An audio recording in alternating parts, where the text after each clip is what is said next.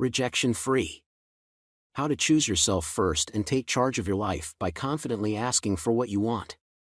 By Scott Allen. Perhaps we shall learn, as we pass through this age, that the other self is more powerful than the physical self we see when we look into a mirror. Napoleon Hill, Think and Grow Rich. Introduction: Living the Rejection-Free Journey. First of all, I want to do two things. I want to welcome you into this book with open arms, and I want to say thanks.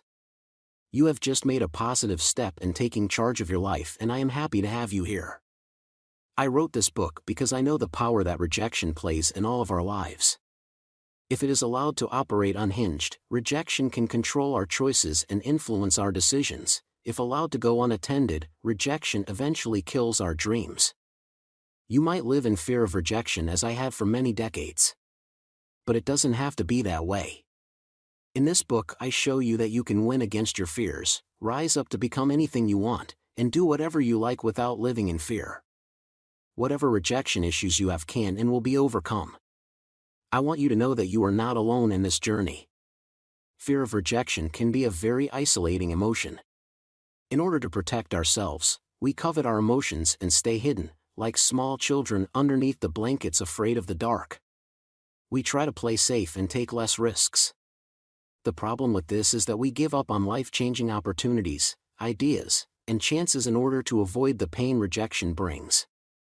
This pain not only causes emotional trauma but also can be, for many of us, just as frightening as facing physical injury or even death. As rejectees, we become like chameleons in a large jungle. We fear being spotted by the predators. So we become adept at blending in, transforming, and disappearing. Ashamed to show ourselves for who we really are, we reject ourselves by staying out of sight. If they can't find you, they can't judge or condemn you. The jungle is the perfect place to avoid attracting attention. This means less social pressure. We can stay below the radar without being asked to do anything outside of our comfort zone. By staying out of sight, you avoid being judged or criticized. We have adapted to a lifestyle that has become our survival zone.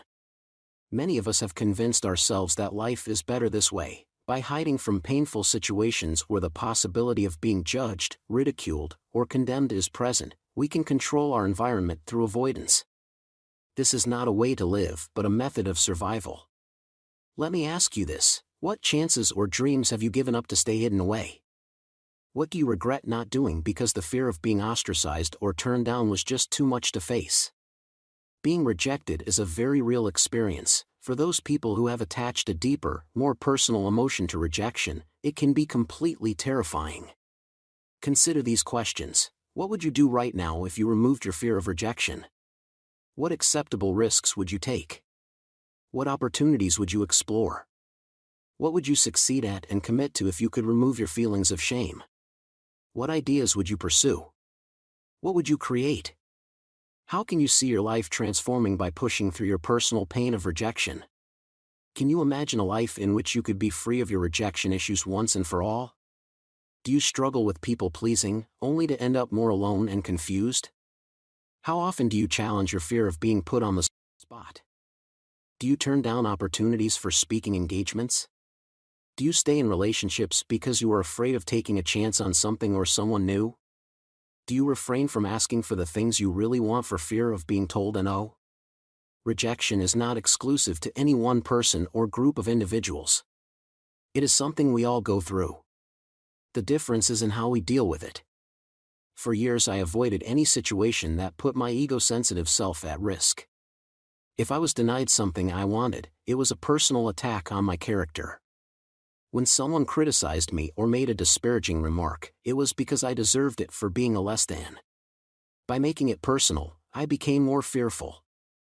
As we will see later in this book, rejection comes in many forms and disguises. In Rejection Free, we will learn how to choose yourself first, no matter what people think of you. Ask for what you want without the fear of hearing a no. Break free of rejection in any situation that calls for you to be brave and confront your fears. Stop trying to please the wrong people and pay attention to the right ones. Realize that rejection isn't all about you, and how inspiring this is. Put an end to the trap of predictability and the ways it hurts your chances for success. Overcome your self-doubt and become great at asking for what you want the most. Supercharge your confidence and take charge of your life. Desensitize yourself to rejection, so that you can handle anything that comes your way. Rejection happens to all of us. Nobody is immune to it. However, every time rejection tries to defeat you, you can use the techniques and strategies in this book to defeat rejection instead. You can learn to free yourself from the feeling of shame and the fear of loss. By taking action in the face of fear, you release yourself from an emotional roller coaster and learn to live your life with confidence. Now, just to be clear, this book isn't about how to avoid rejection. Rejection Free is designed to put you in charge of your life by dealing with life's situations when you are faced with rejection. When we have developed the life skills for handling fearful situations, we can move away from retreat and take action. This book will teach you how to take your experience of rejection and turn it into every advantage. Here are some examples of rejection at work in daily life. You ask for a raise or vacation at work and your manager says no, your performance level has been below average.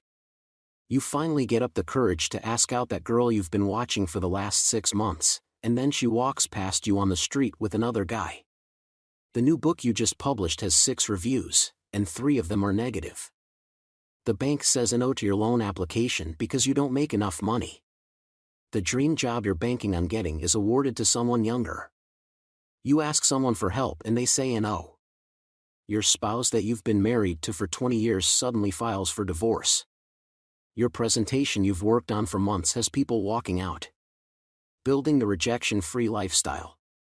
I'm inviting you to join me on a journey. It's a journey to a greater sense of freedom. It's a guided plan to provide you with the techniques and deeper awareness to deal with rejection, instead of trying to escape and avoid it. We can't escape from it, but we can free ourselves from falling into self-pity and going through the pain of regret for missed opportunities later on in life. Over the years I have discovered that taking less risks to avoid rejection is not an escape plan, it can become a path to failing quietly. Less risk equals less of everything.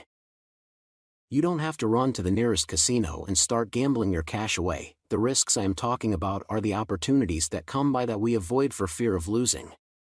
It doesn't have to be this way. There is a solution. It is not as difficult as you may think.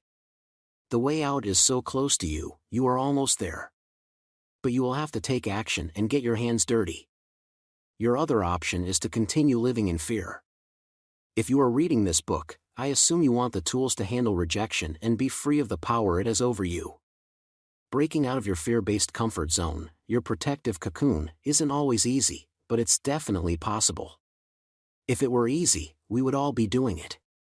But good things come to those that try and persevere. People do it every day. Look around you. Find someone that has recently succeeded at something.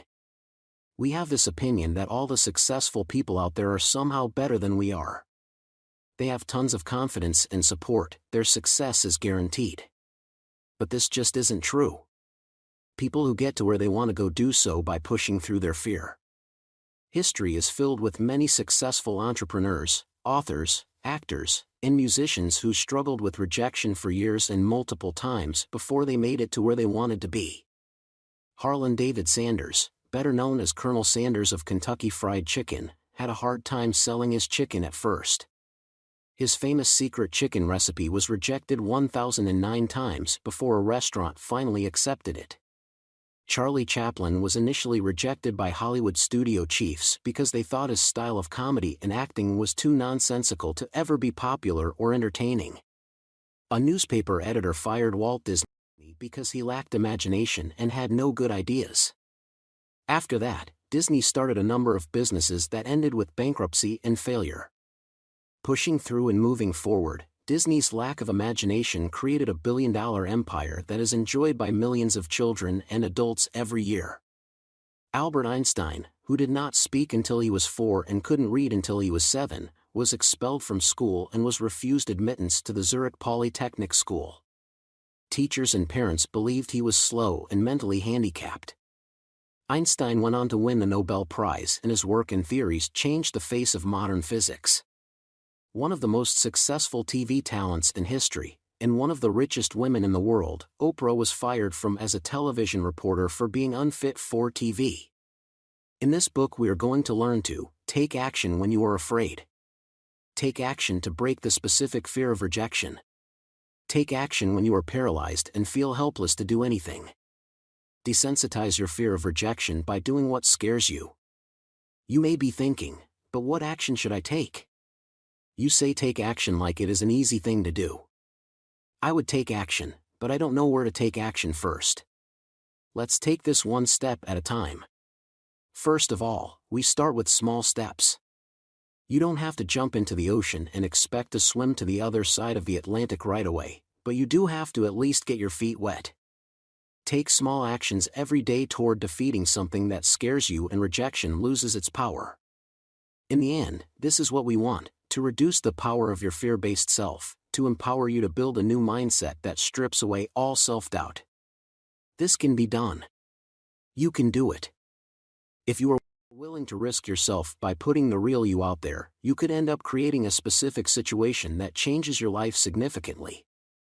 When you take action and do what scares you the most, you are taking charge of your life and your destiny. By not risking, you risk more. By hiding, you stay afraid. When you isolate yourself from your pain, as we often do, it amplifies the pain of being alone and heightens the experience of rejection. There is risk in everything. There is risk in doing nothing and risk in doing something. There are consequences and rewards to everything. We win and we fail at times. Let's stay focused on winning together and breaking free of the emotional chains keeping you trapped. The ball is in your court. It's time to play. Part 1. Choose yourself first. You can search throughout the entire universe for someone who is more deserving of your love and affection than you are yourself, and that person is not to be found anywhere. You yourself, as much as anybody in the entire universe, deserve your love and affection. Buddha. Chapter 1. Debunking the lies of rejection. Lies, myths, and half-truths. Rejection is full of lies we believe about ourselves. One of the first steps to recovery and creating a rejection-free lifestyle is breaking away from these lies by becoming totally honest with ourselves. Aligning our thoughts and ideals with the reality of the situation makes less resistance for ourselves. These lies keep us from achieving the happiness and freedom we could have. The lies are what keep you trapped and continue the pattern of living in rejection hell. This is a term I coined for when we are so fearful of rejection because of our insecurities that we walk around expecting it from everyone. As long as you are acting, behaving, and thinking differently than the person you want to be, you keep living out these lies every day. For the most part, one always believed that there was something wrong with me, that my rejection was an illness that only I had contracted. The rest of the world was perfect and I was flawed. But when you question this logic, you can start to see the lies behind the fractured belief. We all buy into the lies that perpetuate and support this condition. If you convince yourself that you are not good enough, you'll always be trying to prove yourself to someone. Even after having some big wins under your belt, you'll chalk it up to "I was just lucky." We are flawed in the sense that we have a hard time accepting ourselves as we are. There is this obsession to want to be more, have more, or prove that we do have worth and value. But it's like trying to fill up a bucket with a hole in the bottom. Big lie 1. I have to agree with everyone and value their opinion above all else. When you agree with everyone, you don't agree with anyone. You are looking to make friends and please everyone on both sides of the fence, when people find out that you'll just say whatever they want to hear. Nobody is going to value your opinion or pay attention to you.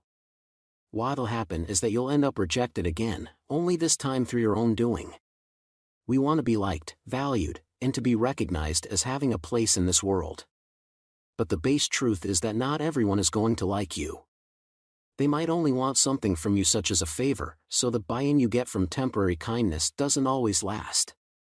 When you start thinking long-term and support those people who are your real friends, you can stop pretending to be popular and focus on being yourself.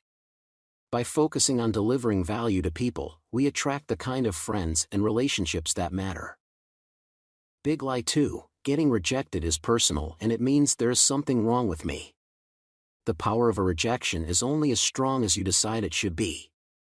Two people can be rejected for the same thing. One person takes it personally and gives up, the other says, "Okay, who's next?" and keeps going. You have to keep going if you want to break free. It doesn't matter if you ask someone out and they say no. It doesn't matter if you apply for 20 jobs and they all say no. It doesn't matter if you write a book and 30 publishers kick it out the door.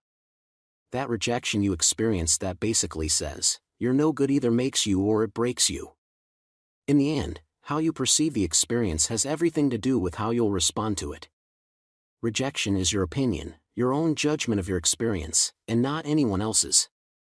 If someone doesn't like your character, or the way you look or act, just remind yourself these same people are not perfect either. Have you ever rejected someone? Think back to a time that you did and then figure out why. It is that belief at the heart of all this, that I am inferior to the rest of the world belief, that keeps us trapped in a rejected state. Later on we will get into this in more depth, but one of the greatest lies about rejection that everyone buys into is that it is personal. It is the "I wasn't chosen because there is something wrong with me" syndrome. In most cases, what looks and feels personal actually has to do with the other party and not you at all. There are times, painfully so, when we get rejected for personal reasons. We are too tall, not educated enough, or we just don't have the right personality for the job. But in many situations we are rejected for reasons beyond our control that has more to do with the other person. The person rejecting you has his or her own personal reasons that extend beyond us. In fact, as I have experienced, and what initially perceived as a personal attack on my character was a decision made by someone else based loosely on emotion. So take comfort in knowing that, regardless what painful rejection you have been through, we can't always control or be responsible for the decisions of others. Big lie 3, rejection is a permanent condition that I was born with. Everyone is at a different stage of the process regarding his or her rejection issues. For many, it lasts through high school and then they outgrow it. On the other hand, some people live with it their whole lives. But until you have faced and dealt with your fear of rejection, you will always be afraid of getting ousted or being told no. For many, fear of rejection exists as a permanent condition if untreated. If you grew up in a home that was critical, harsh, and controlling, your rejection issues are deep and could stick with you throughout your life, resulting in perfectionistic behavior and thinking that keeps the cycle going. Ongoing criticism damages your self-esteem and undermines your confidence at an early age. If you went through this, your rejection issues will be unlikely to go away until you take action and do the things that you are now afraid to do. Rejection isn't permanent for anyone. Sometimes you get a yes and many times you don't. Nobody is exempt. What makes the difference is your reaction to the rejection. Do you believe that you were born rejected? Or do you see it as something you contracted, like a virus that has no cure? The message I will share with you now and throughout this book is, people are as rejected as they make up their minds to be. You can control the outcome of any situation where rejection is an issue. You have a choice to let it defeat you or empower you. Big lie 4, I'm different and weird and that's why I am being rejected. Everyone is weird in his or her own unique way. When we try too hard to be normal, it puts stress and pressure on us to perform. You are taught that there is such a thing as normal in this world, but that's a lie. There isn't any norm. This leads to perfectionistic thinking. You are not being rejected for being different. You are being rejected by yourself because you're trying too hard to be something you are not. You are trying too hard to be normal, a word used by people who are too afraid to be themselves. The next time you look at something and label it as weird, it could just be that you are sizing it up to fit with your own normal version of reality. Your rejection persona is obsessed with normalcy. It has its own built-in normal radar, so when you start acting or doing anything that is out of the ordinary, it sets off red flags and pulls you back. You might feel embarrassed or humiliated when you do something that is weird. You may not be aware of it, because you have been trying to act normal most of your life. When you are heavily criticized for being you, over the years you become conditioned to not act strangely. It's not acceptable. Normal people do this. Normalcy is this way. It's a lie. There is conformity, and as long as you are conforming to someone else's vision of how you should be behaving and acting, you'll throw aside your uniqueness and settle for boring over unique. Big Lie 5, if only I were better, smarter, and more likable, or the self-rejection persona. You need to differentiate between the projections others put on you and what is actual fact. I know the world we live in appears differently. We see supermodels, rock stars, and actors buying lavish homes and getting hordes of attention. We feel cheated. Where's my share? Why was I born differently? As a friend of mine once said to me, you can't be like Jeff Bezos of Amazon. There is only one Jeff Bezos, and the job is taken. He was right. The best we can hope for is to be true to ourselves. For years I compared myself to other people. Not happy with who I was, I wanted to be anyone else but me. I thought I was the problem. But in thinking this way, you reject yourself before anyone else can. If only I had what he had. If only I could be in his position. If only I were good enough to. Why is this happening to me again? Why am I always excluded? There, you see? I got turned down again. These expectations we have created are not of our own making. We are trying to fulfill the expectations placed on us in our childhood. Do you remember?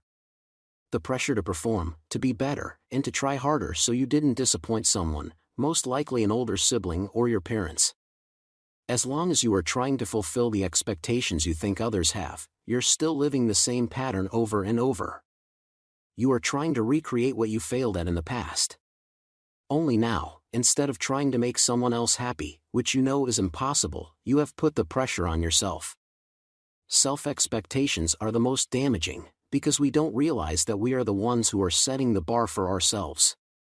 We have convinced ourselves that it's somebody else that expects this of us.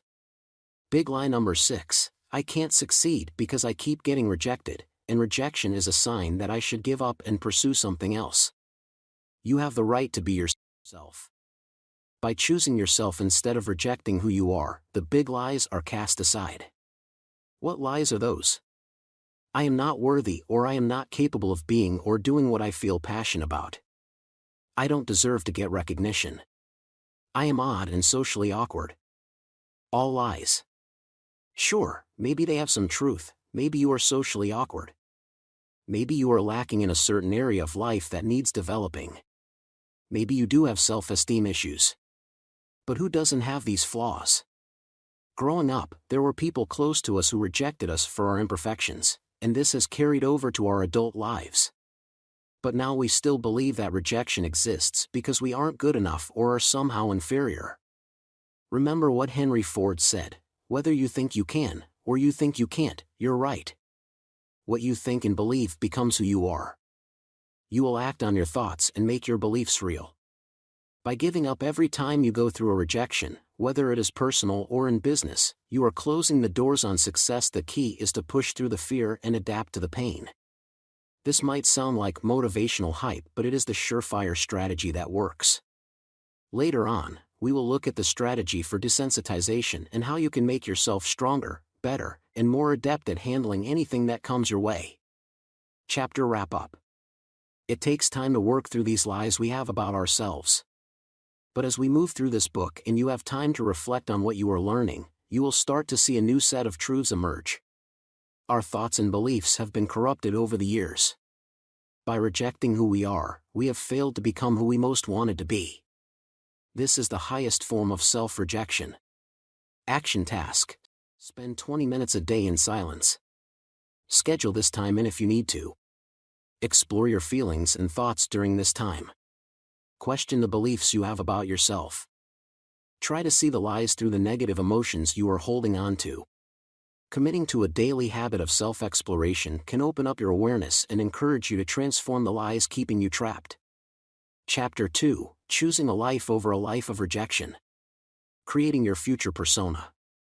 A mentor of mine once said to me, if you want to make any serious changes in your life, you need to create a vision of the person you would most like to be. This has to be someone you admire and look up to. Someone you would like to be friends with and model yourself after. Someone who inspires you. Create that persona and then put all your efforts into becoming that person. And so, I created Bob. What about Bob? Bob hates his job. He hates his life. He has been working in the same office for 15 years and lives a menial existence. He comes into work, punches in, punches out, and then, at the end of the day, he goes home to a small one-bedroom apartment. He watches a lot of television and tries not to think about things. Bob has lost a lot of hope over the years. At times, he even thinks he doesn't have much to live for. Yet Bob has never tried to find a different job. He's never tried to change things, because he has chosen to accept life on life's terms, and retreats from reality. Bob has never tried anything else that could make him happier. He never takes any chances or tries to meet new people. Bob lives a menial existence, and the worst part is, he knows it. Every day is the same thing, day in and day out, even though he hates it. It makes no sense. His wife left him because he was so miserable. He lost many friends when he became cynical and down on life.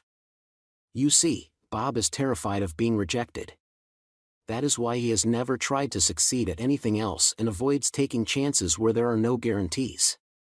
For Bob, staying in a predictable situation, however painful, is better than going out there and taking the risk of being shot down.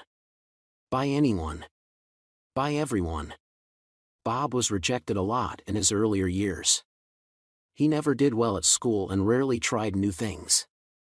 In sports, Bob was chosen last to be on any team.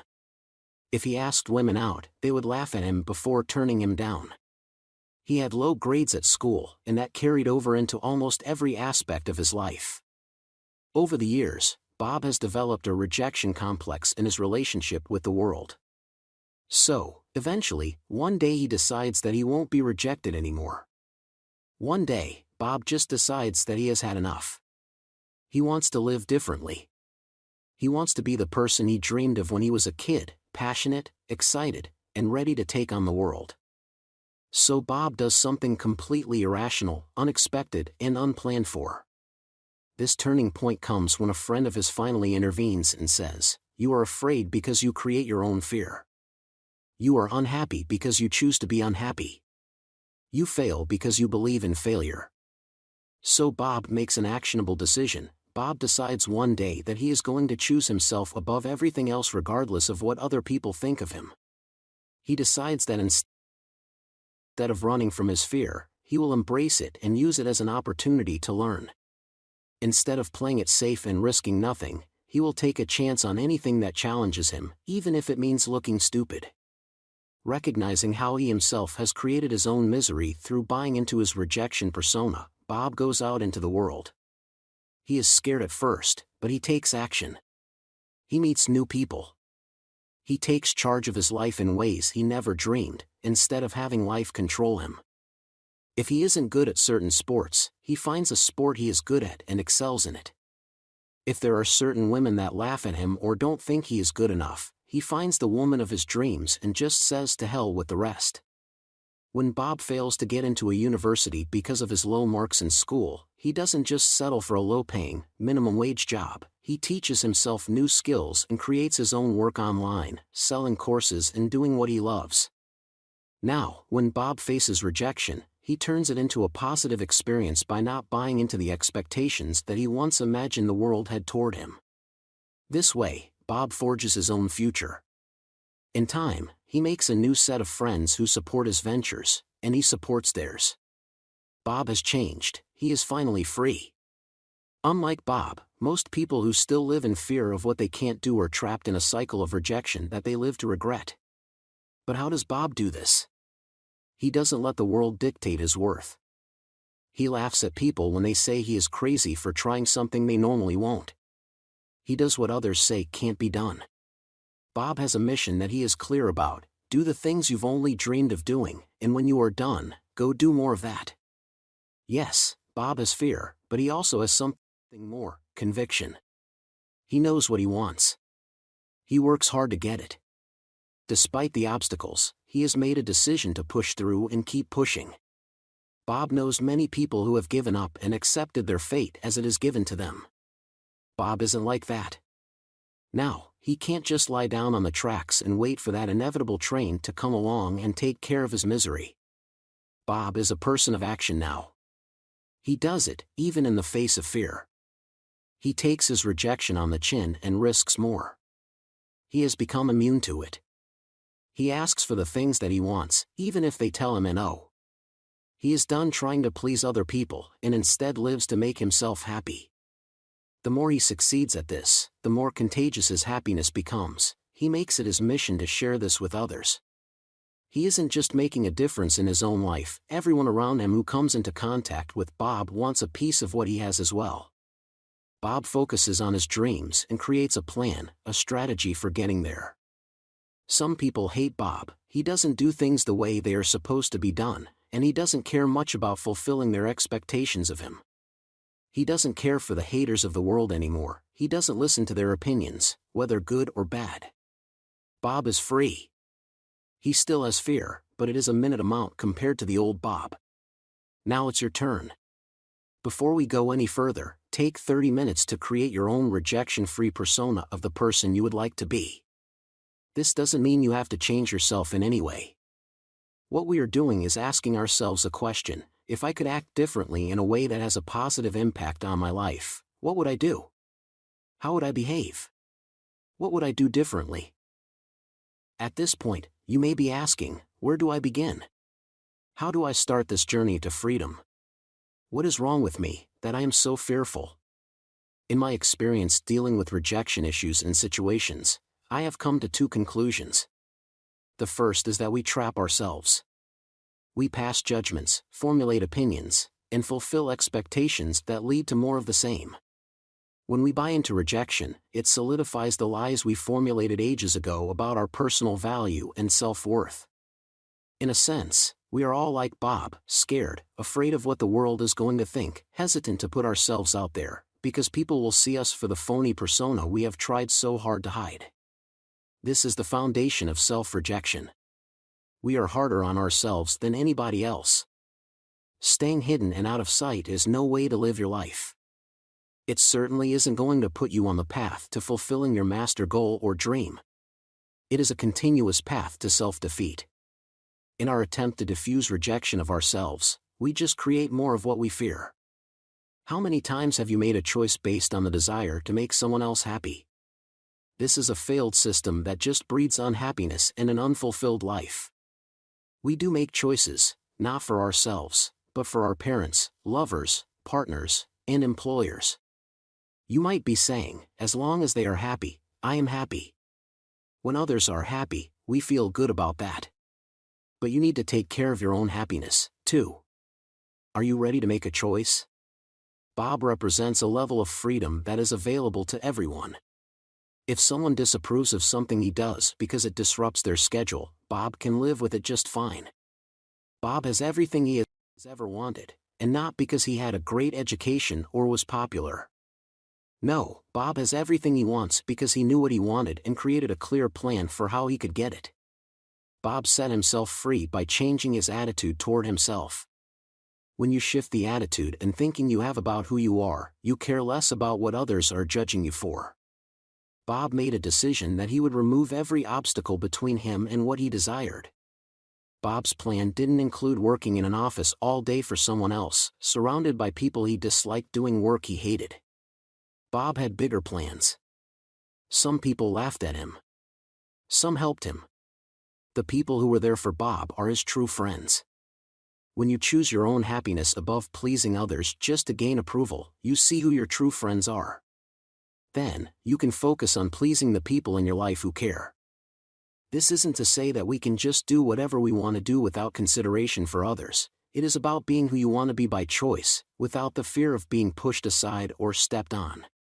When we experience rejection in all of its forms, in most cases we are rejecting ourselves before anyone else has a chance to.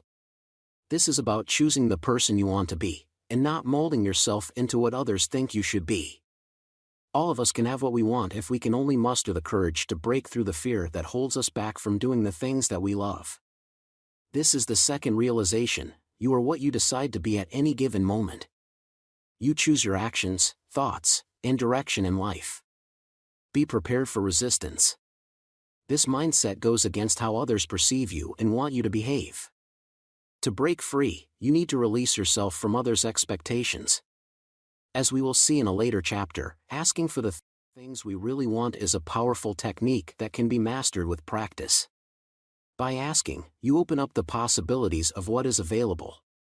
When you confront your fears and take action, amazing things start to happen. You will come to realize there is a major difference between living in fear and living with the fear. When we live in fear of being rejected, we develop an escape-and-evade attitude. It is easier to run from it than to face it head-on. The other option is to embrace what you are afraid of and develop a thick skin that can handle any kind of rejection. What we will learn to do is find that balance between conformity and delinquency. One of the core lessons we are going to cover is that you can choose yourself above everything else. How much are you going to sacrifice before you realize that when you accept any situation as something you have no control over, you give up that control and put yourself in a role of someone who is powerless? The moment you decide that you have had enough of living in fear of being rejected, the changes in your life will begin. This course is not a cure for rejection, it is a tool for dealing with it. You will always have situations and people who say no. It is just a fact of life, no matter who you are. What we are concerned with here is how you take the rejection. Will you crawl under a rock and never approach rejection again, or will you take the rejection you experience and put it to good use? Chapter 3: Defeating Your Rejection Persona. There is a quote by Eleanor Roosevelt that you've probably heard: "No one can make you feel inferior without your consent." I want you to consider the possibility that the rejection you have been experiencing has been largely a product of your own creation. By labeling ourselves as rejected or devaluing our own self-worth because of someone else's decision to not accept us, we are giving up our personal power to a large degree. In other words, you are allowing another to determine if you are good enough. If you get turned down for whatever reason, it is because the timing just wasn't right. The person you asked didn't need your services at the time, or the situation wasn't working in favor of the other party because they have specific requirements that cannot be met by you at this time. This is an opportunity in disguise. By being rejected, you can walk away with an opportunity to make yourself better for the next time around. Let's get out of the habit of looking at this as a failure or negatively thinking, "You see, I knew I was no good." Now, imagine this scenario. You are on your way to a job interview. As you walk into the building and are asked to take a seat, you notice the other applicants in the room. There are 10 people, 5 women and 5 men. They are all decked out in new suits and are as professional as you've ever seen. Your mind immediately starts to undermine your confidence. You begin comparing yourself to these people and wondering if you should really be here. Self-doubt begins to play with your mind. "I don't have enough education or experience. These people are so much younger, refined, and look more determined than me. What if I blow it? What if they ask me something and I freeze up? What if it is a technical question, 'cause I'm really not good at tech stuff? What was I thinking coming here?" This is how the path to self-rejection begins. I know, this could happen to everyone. You get nervous and freeze up. You panic and have your moments of self-doubt. It is natural. For the self-rejection persona, it is a daily pattern of self-defeat. You kill your chances before you are given a chance to prove what you can do. This is how you stay trapped, not by what the world is doing to you, but by what you are doing to yourself. When you can start to recognize the patterns of defeat and the negative thought process that starts tearing away at your confidence, then you can formulate a better plan to deal with it. When you recognize your role in this, you become the director of your choices instead of just an actor on stage. One of the first steps in setting yourself free is to take responsibility for the rejection that you are creating without anyone else's help. Scaling up responsibility. Every decision that you have made has brought you to this moment in your life. When you take responsibility for your current situation, just as it is, you become empowered by accepting your role in creating the situations you end up resenting. By recognizing that you do have control over your life and not everyone else, you move from a self-imposed victim state, "I have been rejected," to a state of deeper personal power, "Rejected? Me? Not so." The message that I am sharing with you in this book is, the amount of fear you experience through rejection is in direct proportion to the power you give it. In doing so, you are giving people permission to reject you. This has nothing to do with the other side, it is your own choice. If you believe that your rejection is real, it is. This will repeat itself throughout your life as a destructive cycle. Two people can go through the same experience and feel completely different. One person accepts what happens as part of their growth and personal development. He or she has chosen themselves above the perceived rejection. If you are not choosing your own life, you are rejecting it. If you reject it, you hand over the reins to those other people and let them make your choices for you. When you give up your right to live as a free individual, this is a form of self-rejection. If living a life of feeling unworthy and inadequate is a prison, then liberating yourself by choosing who you are and how you want to live is the path to freedom. This is the aim, to choose yourself above all else and reject the limitations imposed by yourself. You have to make clear-cut choices of which you want to be. If not, someone else will make those choices for you. If you don't make choices about your own life, rest assured someone else would make the choice for you. You can only be free when you exercise your right to be intentional about your actions. It is a massive step when you can let go of self-judging condemnation. By silencing that inner critic that gets the rejection ball rolling, you can win the war instead of fighting your daily battles and exhausting yourself in the process. If you are not responsible for your own life, then who is? If you cannot choose how you want to feel, and you have no control over your own feelings or emotions, then who does? If your emotions and thoughts are not being created and controlled by you, then who is the creator? By asking these questions, you will get the answers you seek. It begins with taking responsibility for your life. I know this is a tall order. But playing the victim role and expecting someone else to carry you is not a healthy option, especially if your goal is to break the cycle of rejection. Remember, you are not rejected unless you give others permission to do so. What I want you to consider is, how much of your rejection is actually you rejecting yourself? How much self-rejection are you going to take from your ego? What thoughts are you tuning into when this is going on? It's like the example I gave you for the job interview. You can be sitting alone in a quiet room with people around you, and nobody engaging in conversation, and suddenly your mind is having a two-way conversation with your fear. You can control your thoughts. No one has a mind control device manipulating your thought patterns. So much of our suffering is self-inflicted. Responsibility isn't just a choice, but it is an intentional action. You take control the moment you recognize you have control. Observe the communication you are having in your own mind. This is the anonymous committee that steps up when you are struggling with a situation and tries to give you advice. When you reject that advice, it gets nasty and dishes out insults. You just don't have what it takes. You got rejected because you have no skills. If only you weren't so obese, you see. I knew you'd screw up. Why don't you quit while you're ahead? You've likely heard these voices before. They are your inner critics, the dark side of your past struggling to survive in a world you have never really learned to fit into. When you reject yourself, you create a tunnel vision mindset where every thought you create follows the direction of the one before it. One put down leads to another, each negative jab at your character folds into a more powerful punch. Your pattern of self-rejection escalates. It is a chronic mental habit that fuels the deep convictions that you aren't worth it. You don't matter. Your opinions and thoughts are useless. Nobody wants to know you. You should just give up now. To free yourself, you have to take charge of the thoughts that are killing your spirit. Our bad thoughts that run amok are operating on autopilot. This means you can switch over and take full control of your flight path.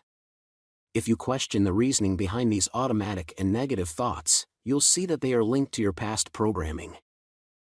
And that program can be overwritten and replaced by positive self-talk.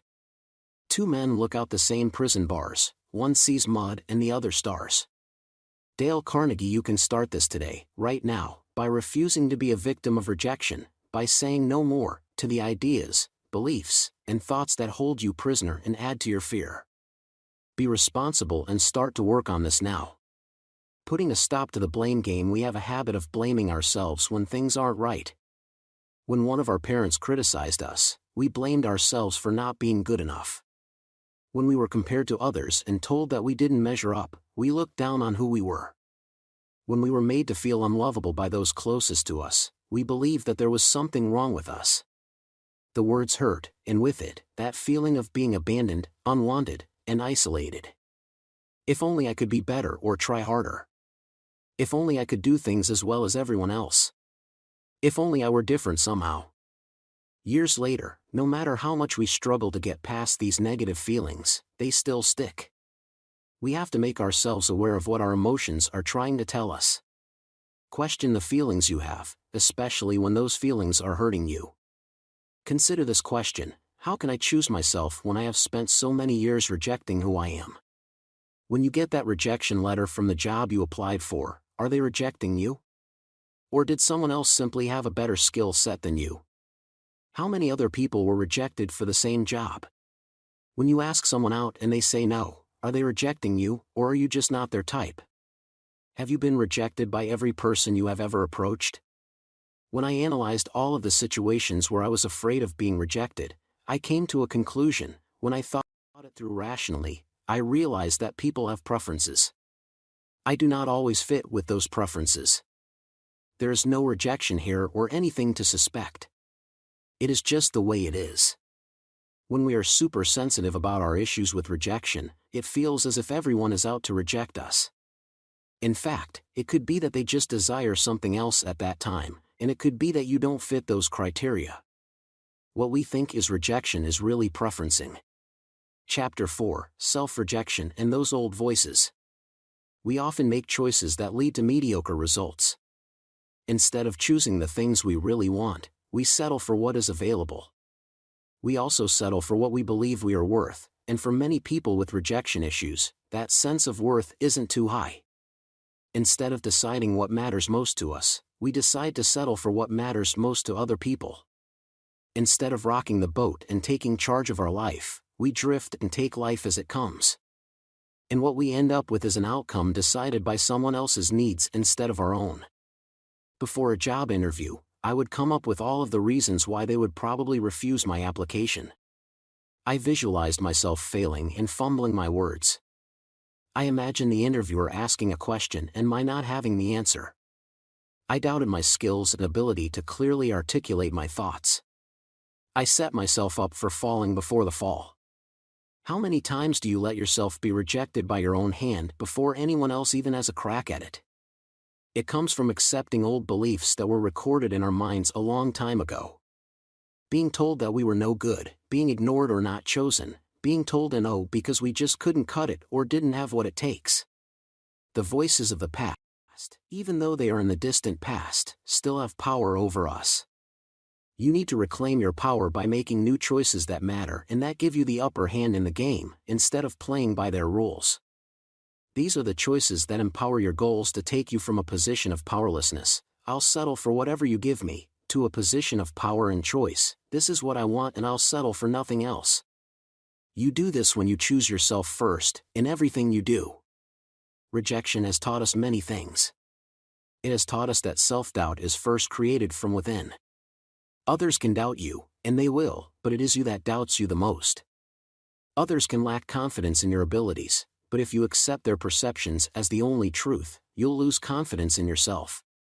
However, if you have already built up your confidence and you look at your life from a position of confidence, nobody can take that away from you. A mentor of mine, who was an excellent salesman, once told me of these rejection seminars in his line of work that would toughen people up for getting told a no. He said that some salespeople couldn't get over the rejection that came with the job. They took it personally when a customer wouldn't buy, as if their sales tactics were faulty. But the ones who made it would just say, "Okay, who's next?"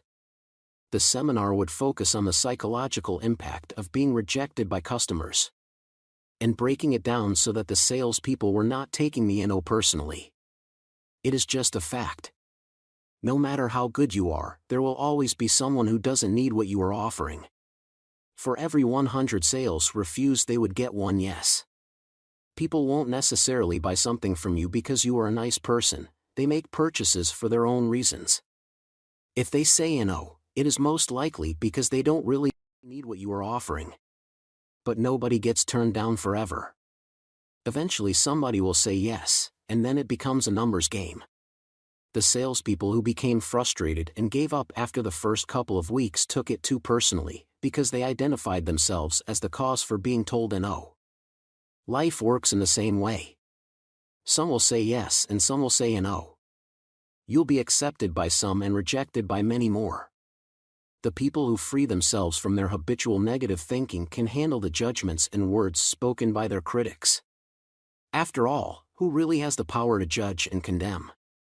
Most people I meet think they are always right about their opinions. In almost every case, our judgments are misjudgments. When people judge you, do they really know who you are? Can they see inside your heart and make that observation with exact rectitude? Are they qualified to pass blame or to tear someone's reputation apart? Hopefully, as we move deeper into this book, you can feel yourself opening up to the possibility that rejection is largely a state of mind. Better yet, when you come to accept that you are the one with your finger on the button of your life's changes, it becomes more about taking the initiative for and by yourself. You have permission to put your self-worth first instead of believing you need approval for someone else. You have permission to hold yourself in the highest regard, without needing it to be validated by rewards or promotions. You can be yourself, without anyone telling you who you should be based on his or her own opinions. Chapter 5. Redefining your personal value. My mentor asked me once, if you were to place a value on your self-esteem, how much would it be? I didn't understand the question. How can you place a value on self-esteem? Instead of allowing someone else to dictate how much you will be paid, you can choose the work you want to do instead of what you have to do for a paycheck. Did you choose your current job because you really wanted to do it, or are you just stuck there filling a chair? If so, why are you stuck? Did you make a choice to be stuck? Remember that you can choose all these things to make your life better, but by not choosing, you are also making a choice to accept everything as it is and do nothing. Choosing yourself first is about making steadfast choices. It is the ultimate decision and a powerful choice you can make. It is also not just a one-time thing. I have to constantly remind myself in any given situation that I am the one who makes the decisions. Nobody else is going to give you a break. You can't rely on someone else to go easy on you just because you have sensitivity issues. Remember Bob? He cares, but he only cares about the matters that are worth caring about. If someone has an issue, it doesn't mean it has anything to do with you. Someone is in a bad mood? It's not your fault. Someone is unhappy with something you did and they blame you? Accept responsibility if you believe it is warranted, but don't just assume that you're to blame. People are often out of touch with their own reality and the scope of their emotions. They blame, scold, deny, judge, and move steadfastly toward a place of comfortable acceptance that makes them feel safe. When you are critiqued or judged, it is natural to take it personally. Someone doesn't like your work, your style, your clothes, your character, and because of this, you think it is all you and that you need to change something to gain their approval. You hear it all the time, if only they would be more like this, I'd be happier.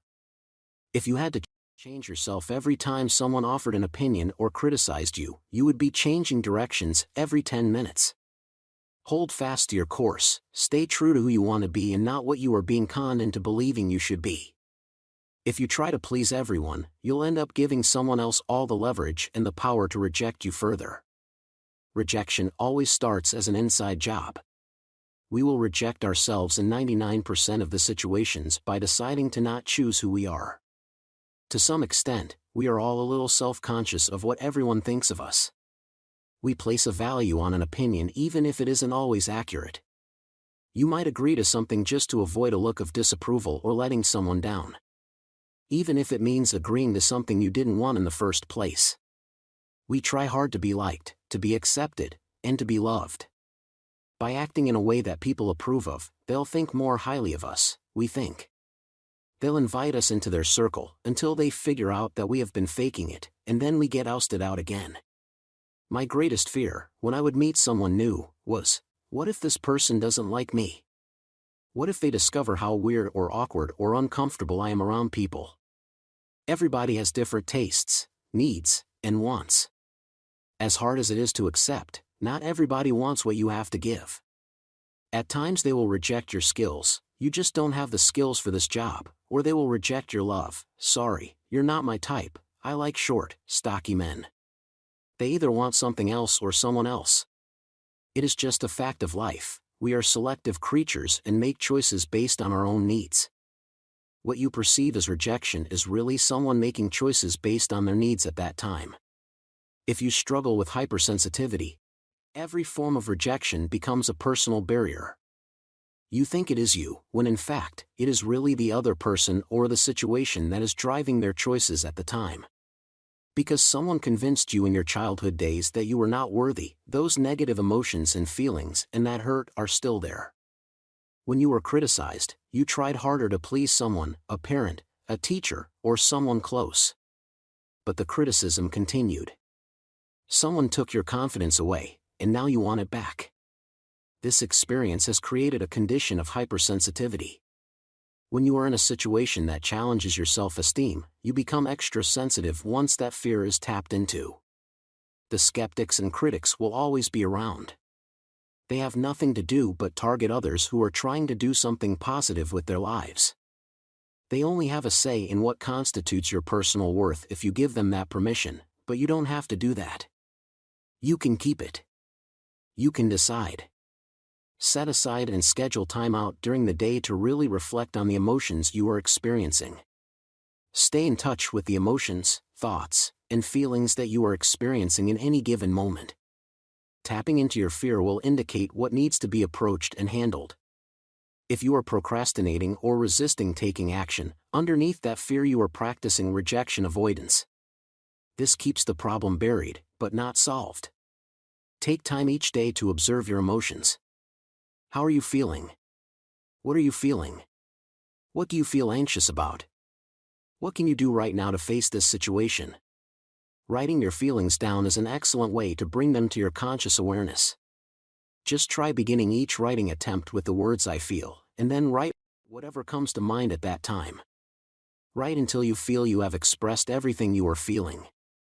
By putting yourself out there and challenging your fears of rejection, you are opening the floodgates to real personal empowerment. People with a rejection persona think they must be loved by all or hated by everyone. But the reality is, nobody is either loved or hated by everyone. It's not that cut and dried. You try to find acceptance in everyone and sooner or later you'll break your own value systems just to earn that acceptance. Action task: clean up your self-talk machine. I have an internal enemy that puts me down more than anybody.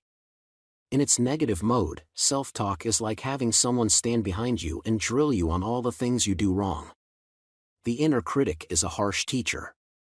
What is worse is that we pass these negative thoughts on to our children and share our negativity with those around us. Listen to your self-talker when you are alone. What are you saying to yourself? Do you use negative and demeaning put-downs?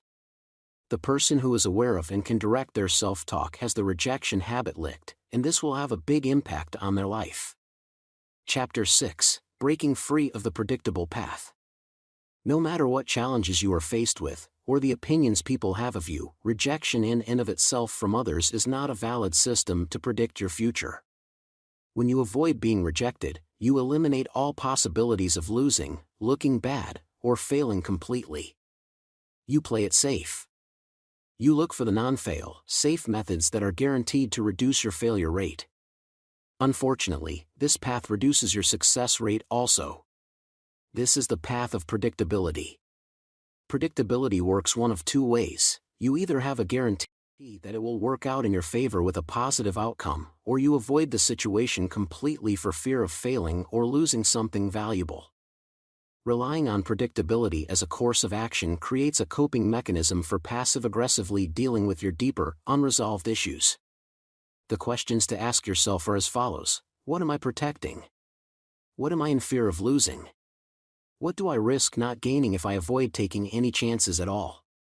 But the danger of creating a predictable life is that you favor routine over change. Although routine serves us well in many ways, if you use it to avoid changing as a means of escape, you are not moving toward freedom but are building larger walls to fortify your personal prison.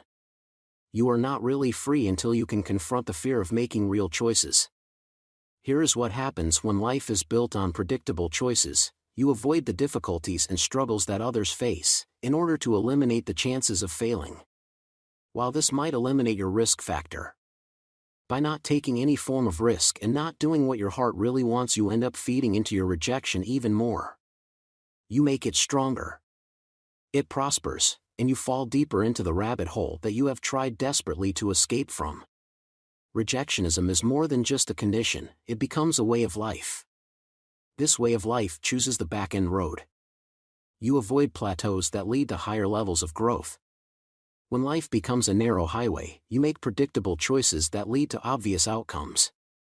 Here is how you create a life of predictability that keeps you trapped. You avoid talking about an issue with your spouse or partner for fear that they will not understand you, so instead you complain about the situation to a friend. You ask for $5 instead of $500 because you know that there is a much better chance of getting less money. You ask for a date with someone that is an easy catch because the person you really want is out of your league. Meanwhile, you fantasize about what it would be like to be with the person you really like. You don't try to change your current bad habits even though they are destructive and unproductive. You end up doing the same things repeatedly because there is safety in what you know. Even if it doesn't work very well, you stay in the same job you hate because they all know you and it's a steady paycheck. Taking another job and starting over is risky if it doesn't work out. You don't make any new friends because you prefer the company of old friends that already know you. It comes down to risk. When you make choices based on the risk factor, what you are doing is setting yourself up for success by getting what you are asking for, but not what you really want. This is what Steve Jobs meant when he said, "Don't settle." Predictability is about taking second best. You ask for what you can get and not what you really value. Driven by feelings of shame and low self-esteem, living a predictable lifestyle almost guarantees your success. Make your own list of how you sustain a predictable lifestyle that is actually keeping you trapped. Now, I am not suggesting being predictable is a bad thing, because it isn't. But if it is what you do to stay where you are for fear of moving forward, you are doing yourself a huge disservice. Just think of all the opportunities you are missing out on. The experiences you could be having now if you do what you're scared to do. The people you could connect with and places you could go. I stayed in the same job for 15 years because I was terrified of applying for a new position. What if I didn't get the job? What if they questioned my education? What if I didn't have the skills or lacked something they needed? I stayed stuck in relationships I resented and eventually hated because of my fear.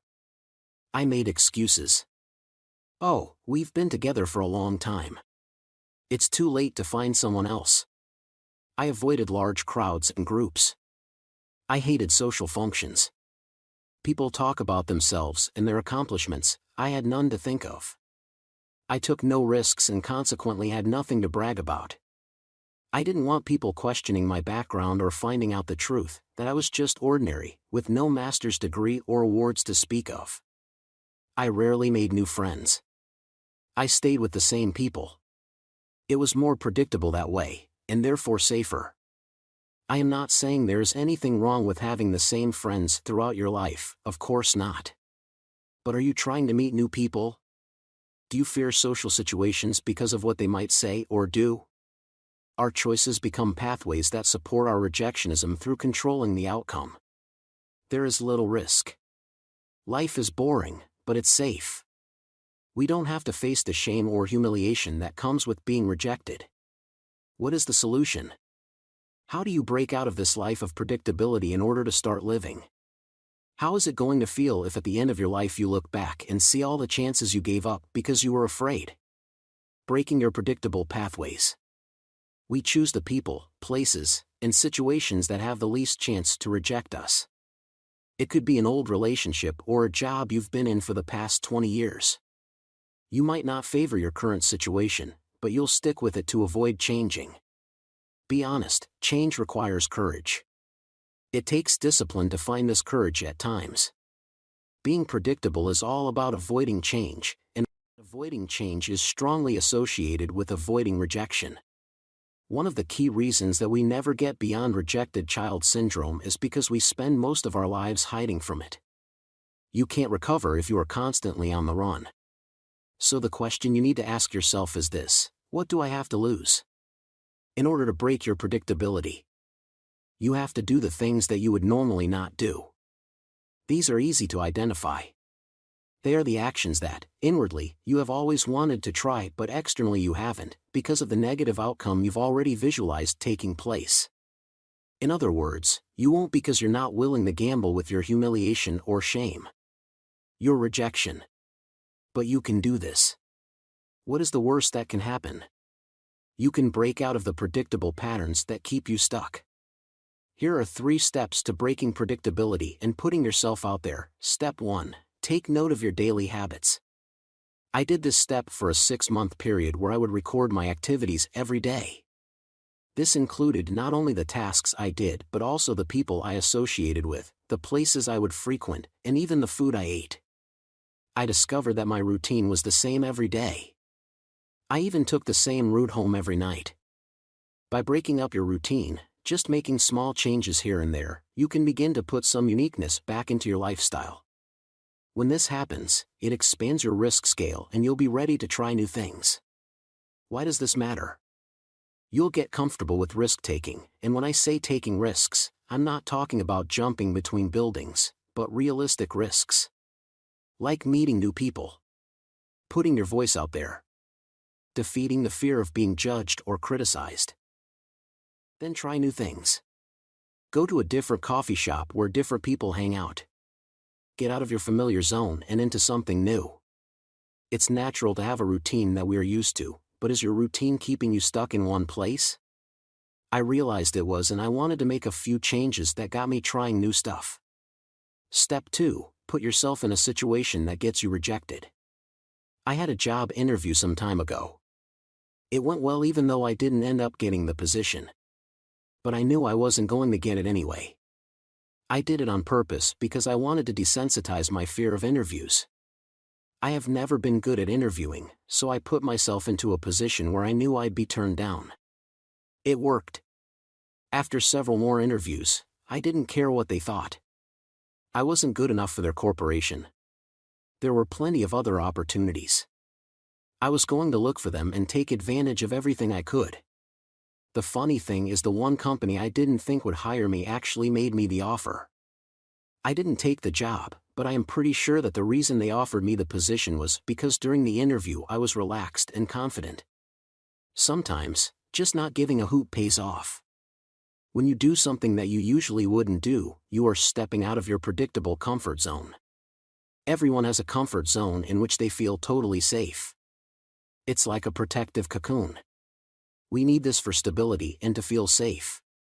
But if your comfort zone is designed in such a way that it becomes a prison, consider changing up old habits. This doesn't have to be an all-or-nothing maneuver.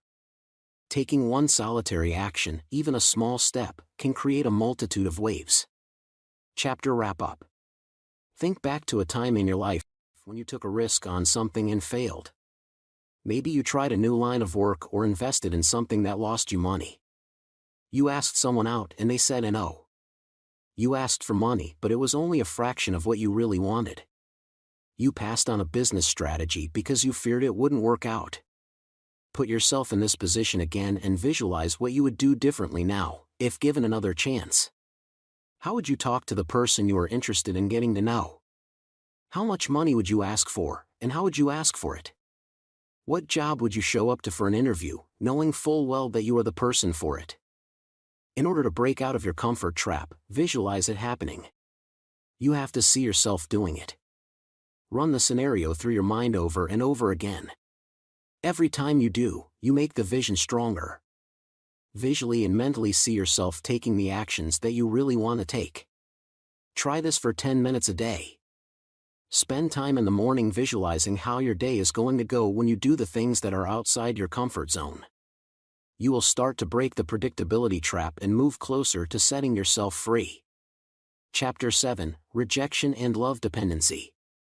After spending most of our lives feeling unloved, ashamed, or humiliated, many of us have internalized the core belief that nobody can possibly love us. We are convinced that we are destined to be alone, and that being alone is better than being rejected. But when this happens, your love for others becomes clingy, desperate, and eventually hurtful. Love becomes conditional instead of unconditional. You start to love for survival instead of developing healthy relationships. This fuels the belief that, because you are unlovable, those that are closest to you will inevitably reject you. This in turn lends itself to love addiction or love desperation. When you are so desperate for people to like you, it repels people away. You either try too hard to get others to accept you, appearing needy and desperate, or you hold yourself back, terrified to put yourself out there on the chance that your love will be thrown back at you. By putting yourself out there, telling people you care is like walking on a ledge afraid of falling off. Going through rejection in relationships is a major trap for those with a rejection persona. You never really feel accepted or that your love is valued. Criticalness and shame are at the front of every interaction. Our relationships are based largely on trying to hide this rejection. But the more intimate a relationship becomes, the more impossible it is to put up a fake front.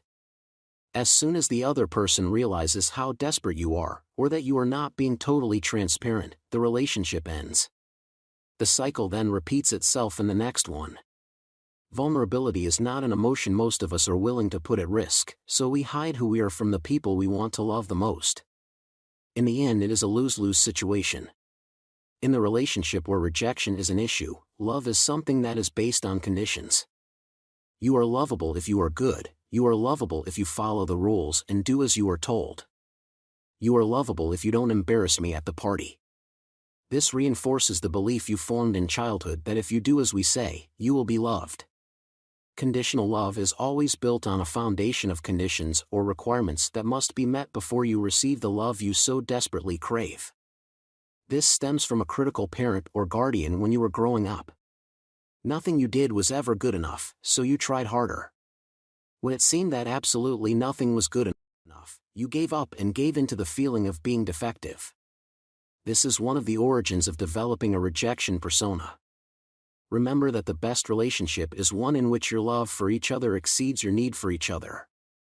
Dalai Lama. First of all, conditional love isn't real love. This kind of love falls under the pretense that I'll love you if you, to become worthy of another person's approval, you have to earn it somehow. It is like going to work and getting paid a salary. We will pay you this much if you do the job we expect. Love isn't a condition. It is an absolute. It has to be, or else it becomes a negotiation. If you have children, then you know what this means. You love your children without conditions.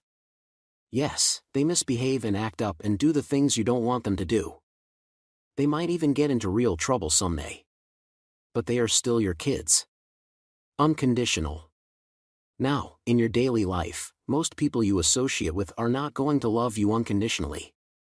You will be met with conditions in most situations in your life. People will like you if you do this or that. You do a good job for your manager, you're on her good side. You screw up, you're on her other side. The rejection persona has become accustomed to this conditioned way of love.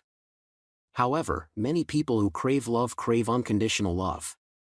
But because you are conditioned, you try to meet all the conditions that everyone places on you in hopes you fulfill another person's wishes and receive that unconditional acceptance you're seeking. It's a vicious cycle. We spend most of our lives seeking, searching for the things that are missing on the inside. We missed out on love when we were kids, and now we want someone else to give it to us. Our parents didn't give us the love we should have received, and now there is a big hole in our lives where love should be. The dilemma is, you'll spend the rest of your life trying to fill that big hole if you are searching for it out there. The external world cannot give you anything that is lasting or permanent. You were never accepted or recognized for anything of value, so you feel worthless.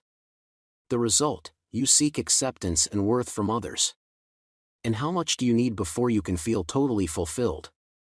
It's like a bottomless pit, and there is no amount of encouragement or positive reinforcement that anybody can give you that would ever be good enough. When you spend your life seeking and expecting some form of payback, you want what is owed to you: love, love, and more love. As a child you were devalued and underappreciated. School marks were never good enough, you were poor at sports, or at home you always seemed to be in the way. It is painful to accept, but if you do the deep analysis work and come to terms with your rejection persona in relationships, you will reach this conclusion: the love you are trying to find and extract from your relationships will never be enough. It isn't the same thing, not the way your parents could have given it to you.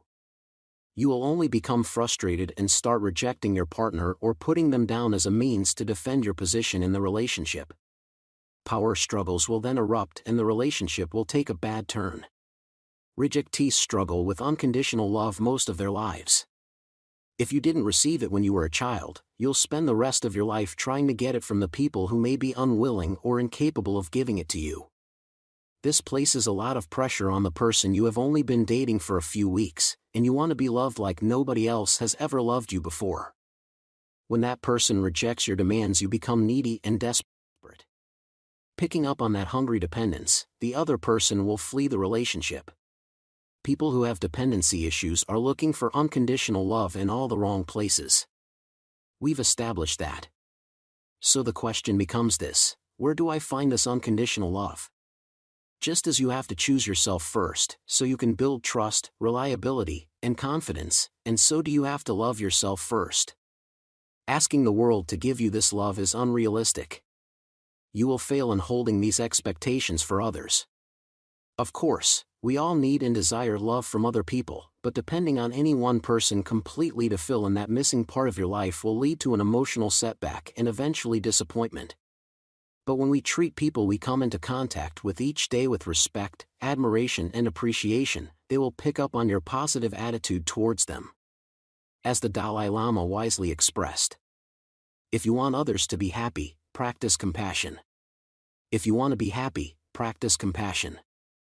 I have found no greater way to create unconditional love than to give away the best of myself at any given time.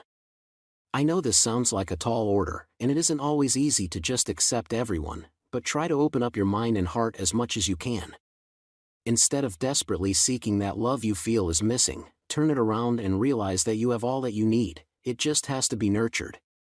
The one obstacle that holds people back is putting themselves in a position where they are vulnerable. We are afraid to just put ourselves out there in case we get injured or taken advantage of. But protecting ourselves is what we have been doing for a long time, and even though it feels natural and necessary to stray away from that rejection, by letting go of that fear of vulnerability, you are reducing the pain of going through a rejection. How to practice unconditional love. You want to experience unconditional love? Treat people without conditions. Do things for them without expecting anything. Say nice things about them and don't ask for anything in return. The moment you do something for someone and you attach a want or expectation to it, you are building that disappointment up again. Successful relationships are based on 3 important values: mutual respect, valuing the people you are with, avoiding any form of harsh criticism, giving without heavy expectations. Relationships that are based on a give-and-take strategy don't experience the unconditional love that could be fostered if practicing these 4 simple principles. But the "I'll love you if you love me" in any relationship, not just romantic, sets you up for failure. As soon as one person decides that they're not sharing that love anymore, it's gone. Your unconditional love pact has ended. You must wake up to this truth if you are going to get over this massive hurdle. It is time to accept that the unconditional love that you should have had as a kid most likely isn't going to happen. One lesson I learned from having been through several dependency-type relationships is this: you can't get something from someone if they aren't willing or capable of sharing. Nobody can give you what he or she doesn't have. And the fact is, relying on someone to fulfill all of your needs isn't going to work out in the end. If you have really deep issues around codependency, you might need a big push to get yourself to take action. You'll only be lovable when you can learn to give it away. The cure isn't complicated. Look at how you interact in relationships and take a moment to tap into your feelings. Are you being genuine, or putting up a front? Are you being completely open, or do you feel that you're hiding your true self for fear of being exposed? Are you interested in this relationship because of its potential, or is there an underlying motive? Unconditional love is getting to that place where you can accept yourself completely, without illusions of perfectionism or feeding into the needy wants of a childhood ego. Unconditional love isn't what you have to have for everyone, but it is what you need for yourself and your children. Most of our rejection persona issues stem from childhood. They started there, and it is too late to go back and fix what was done. but you can start moving forward today. Focus on loving yourself in a way that you never were as a child. Revisit your childhood and re-experience those feelings of shame, guilt, and rejection. Reach out to yourself and give the love that was withheld. Visualize yourself wanting these things as a child and not getting them. Walk yourself through the pain of those moments. Pull yourself back in if you try to escape. Stay focused on that memory and let it happen. See yourself wanting that approval and getting rejected for it. Tapping into these memories brings up painful emotions. But these are the feelings that you have been escaping for most of your life.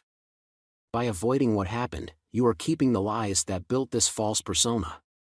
Exposing the truth and fully realizing that it was not your fault frees you from this pain over time. It all begins with you. Chapter wrap up.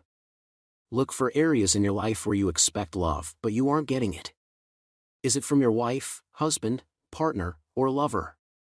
Your children? Do you have unrealistic demands? Are you needy or do you come across as demanding for love? Focus on giving your love to someone in a way that you never received it. By this I don't mean romantic love, but genuine caring for other people. Because rejection is such a deep and painful issue, most people don't want to admit or even recognize that they have these issues. But you do. Everyone does to some extent, some more than others. By helping others, you will create the opportunity to increase your personal value.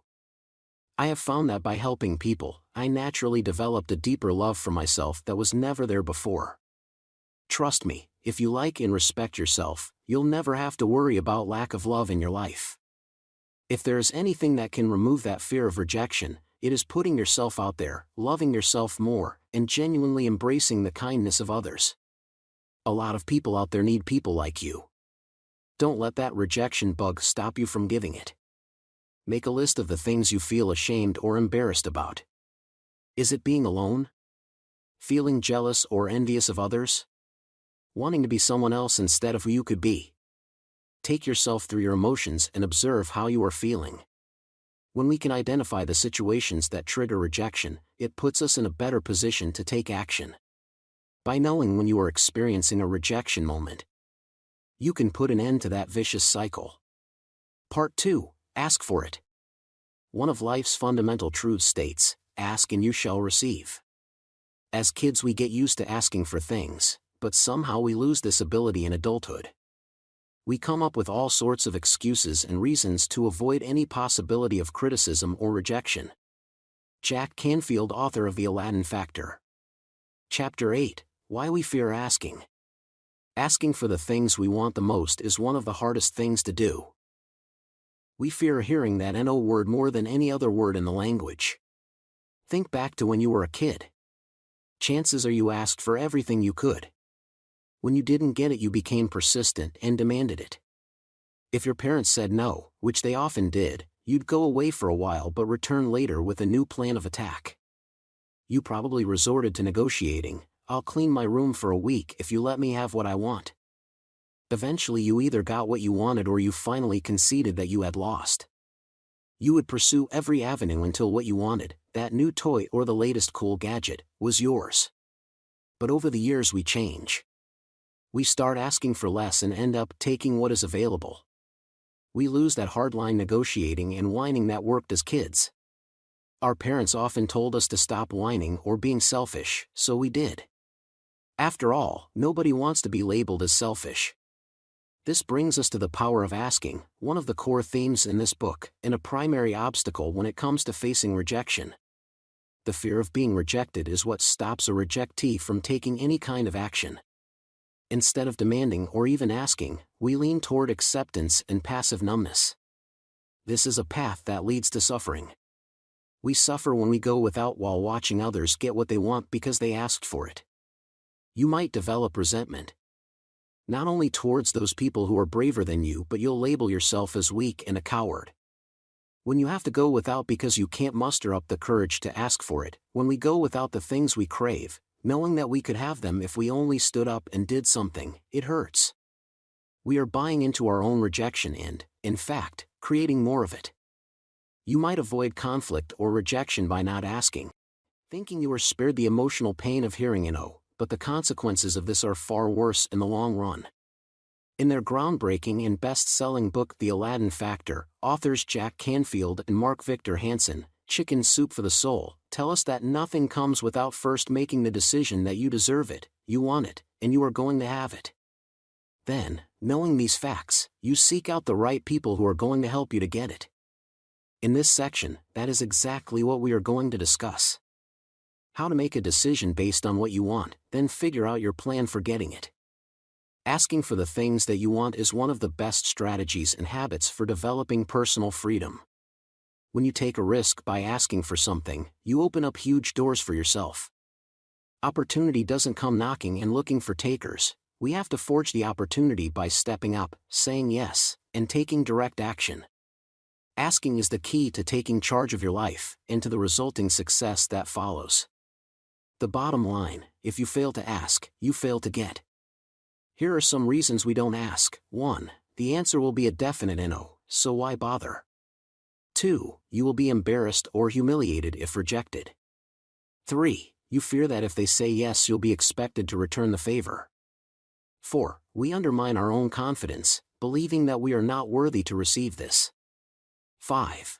Pride gets in the way when we associate asking with begging. 6. Low self-esteem issues.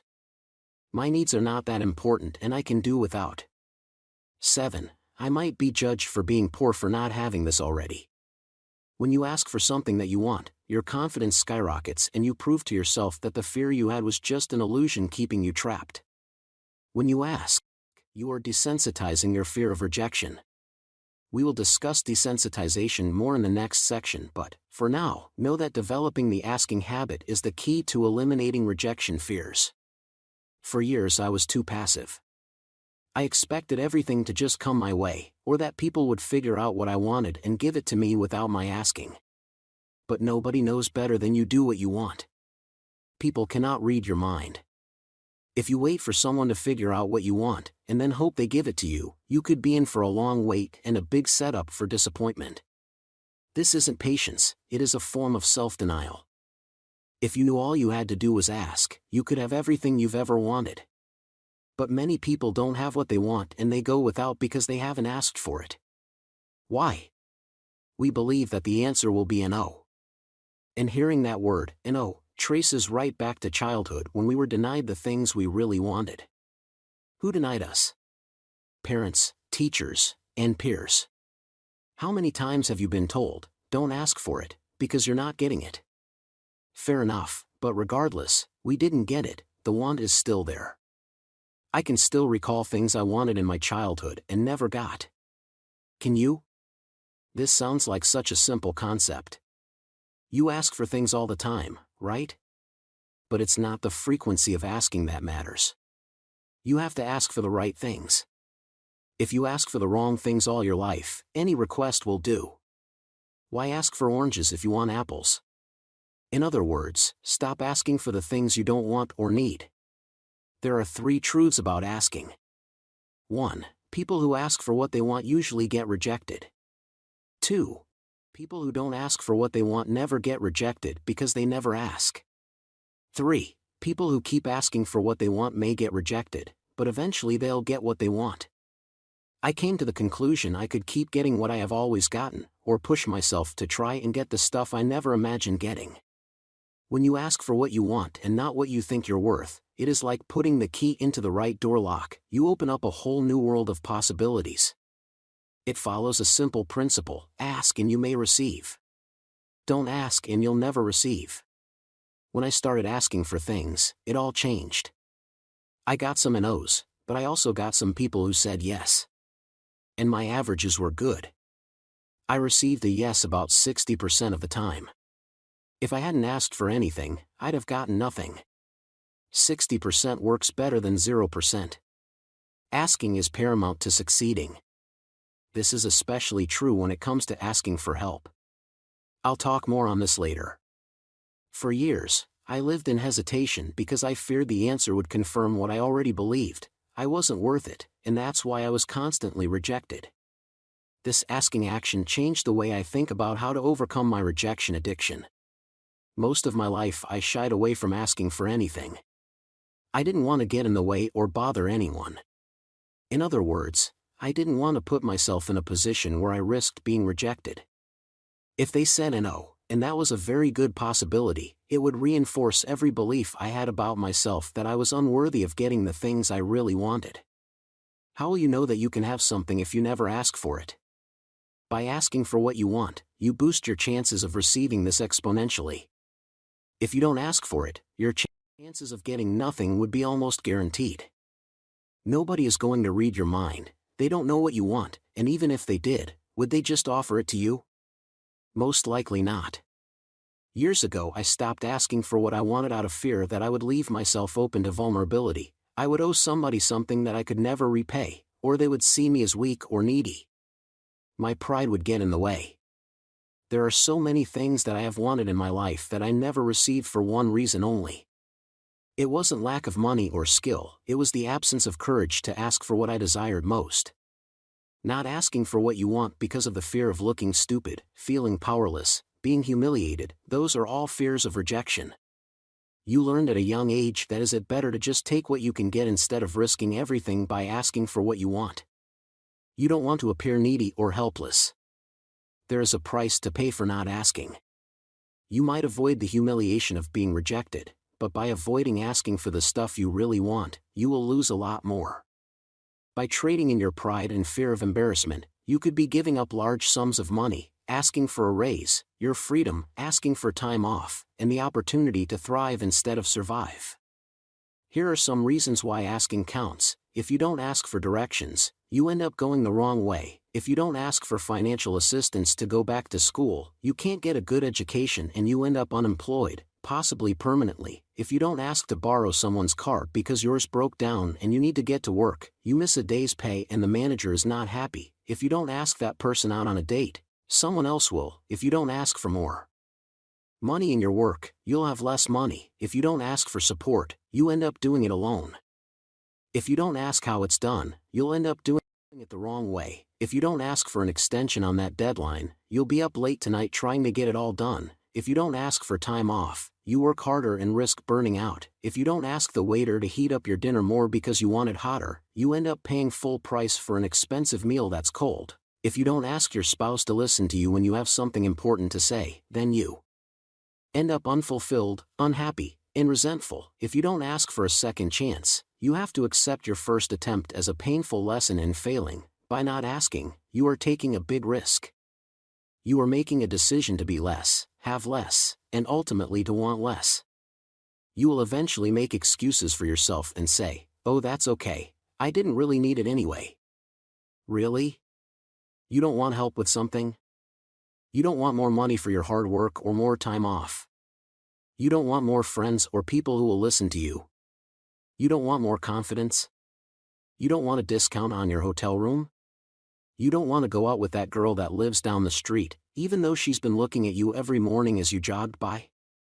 You don't want a bank loan to buy a new house. I don't believe it. And neither should you.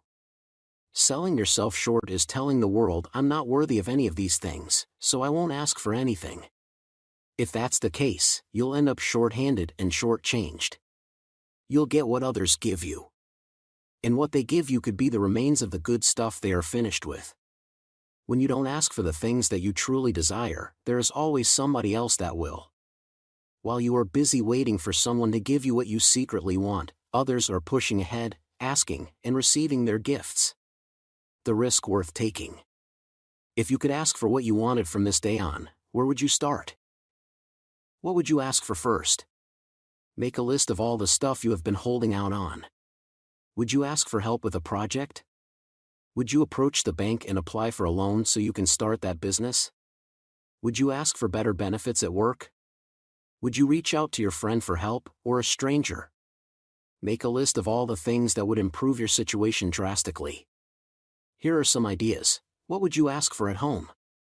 What about when you go out in public? Would you ask someone to move their car so you could squeeze into the next parking spot? What would you ask for at a restaurant? A cafe? A shopping mall?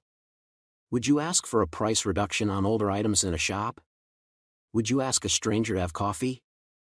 Would you ask someone to loan you money on the promise that you would return it within a specified time frame? Would you ask someone to treat you with more respect and stop criticizing? The power of asking is one of the key components to really kicking your fear of rejection out of your life. You can numb your fear by taking action and doing something every day that desensitizes you to this fear. Asking is equated to taking risk. But it is a good risk. It's the risk that gets you out of a rut and puts you in greater control of your life. You feel powerful and centered. By asking, you are taking charge of your life. That fear of being rejected is reduced to a minuscule whimper. Eventually you won't even feel it anymore. Now that is something worth having. If it is true that, by asking, you get what you ask for, you also deprive yourself of the things you don't ask for. Don't ask and you won't get, ask once and you might get it. Ask again and again and you'll increase your chances of getting anything exponentially. That's how simple it is. At the very least, by asking for what you want and putting yourself out there, you'll build up a tough resistance to hearing a no. The more you hear a no, the easier it becomes. You will desensitize yourself to being told to bugger off.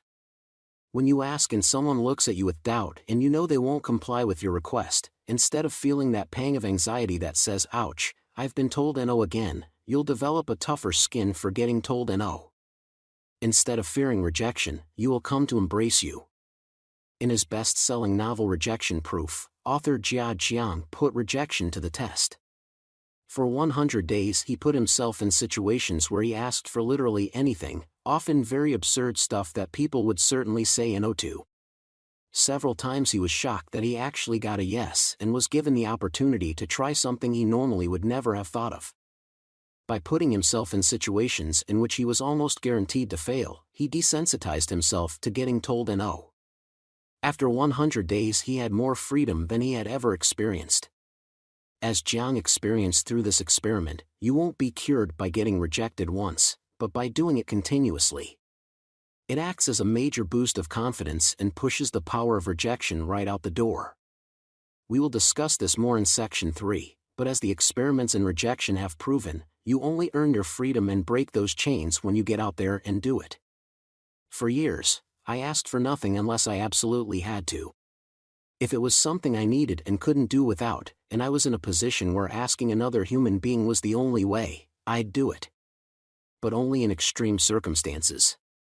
I was like a silent watchdog that always had my eye on things I desired but stayed in the shadows and watched, while others moved ahead by taking action. For years I made excuses for not asking. I would say things like, I can figure it out for myself. Oh no, don't trouble yourself. I'll take care of it. It's not important. I'll ask tomorrow. If this is you, let's take action to change this. Don't be a silent watchdog and suffer without. You deserve to have everything you have ever wanted. You deserve it no matter what your mind tells you. Chapter 9, Essentials to Asking for What You Want. Here are the 8 steps you can use for asking. This will be hard in the beginning, but after putting yourself out there and doing it, you'll get the hang of it. Soon you'll be asking for everything without second-guessing yourself. Step 1. Stop thinking about the negative outcome, which is getting rejected and hearing a no. It doesn't matter, because if you don't ask, you're rejecting yourself and you won't get anything anyway. You have created a lose-lose situation before you've begun. Focusing on a bad outcome is going to affect the way you ask, if you do at all. By expecting to be refused, you'll go into the situation lacking any confidence at all. People are much more apt to give you something if you act like you really deserve it. If you show fear or you are already dreading that first no, it will show. If you are focused on the outcome not turning out the way you want it to, turn it around so that you visualize yourself getting that yes. Step 2. Visualize the action of ask, not the response. It is not important that you get a yes. Of course that is what you want, but if you bank everything on getting that yes and you keep getting told a no, you'll revert back to thinking about the negative outcome. The positive outcome is the action of you asking, not the result. You have been so focused on the response that you forget it is the courage that we had to conjure up to ask in the first place that is the real victory. Forget about the outcome.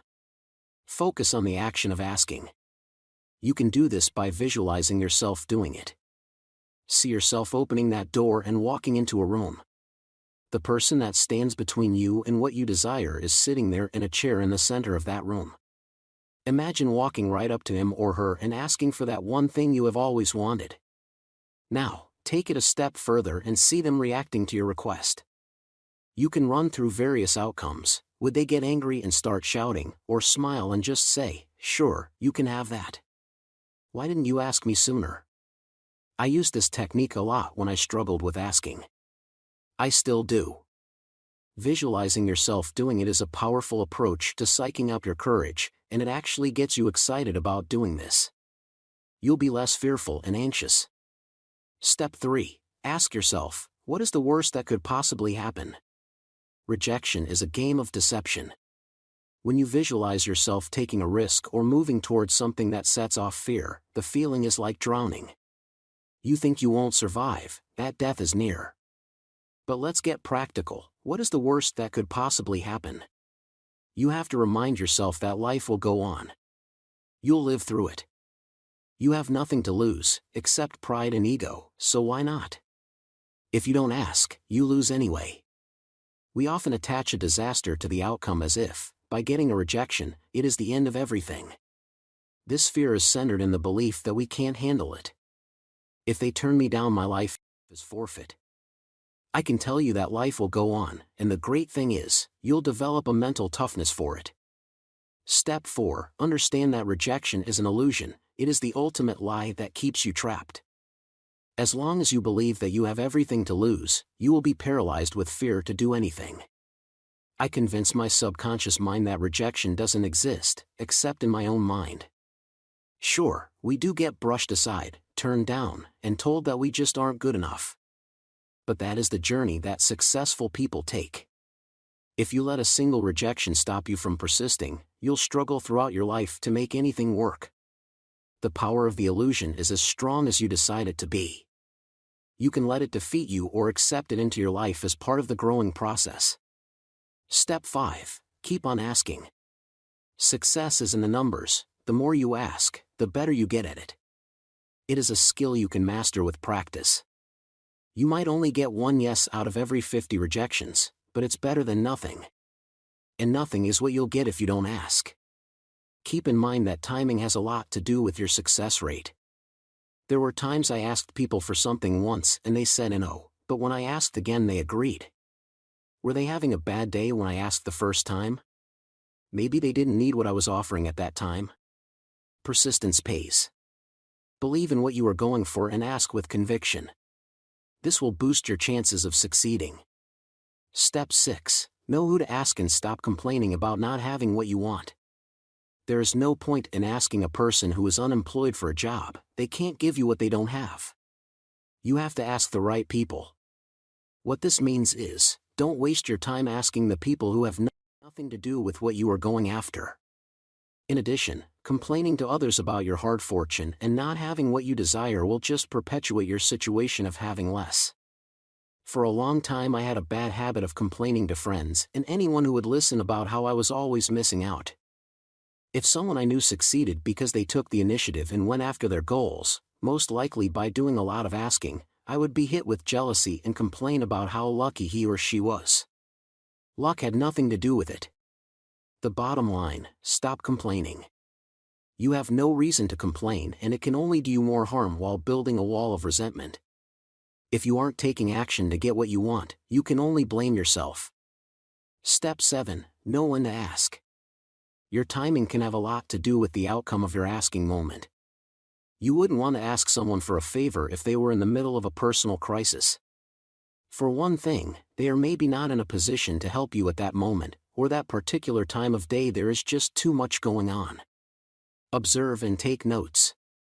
Know what you want to ask for and then watch for the opportune moment. The most powerful approach is to do it with empathy. When possible, observe their situation and seek to understand the other person's emotions and feelings at the time. This could be challenging in a business environment, but every situation has its unique approach. For example, how you ask your spouse for something would be different than asking a coworker or manager.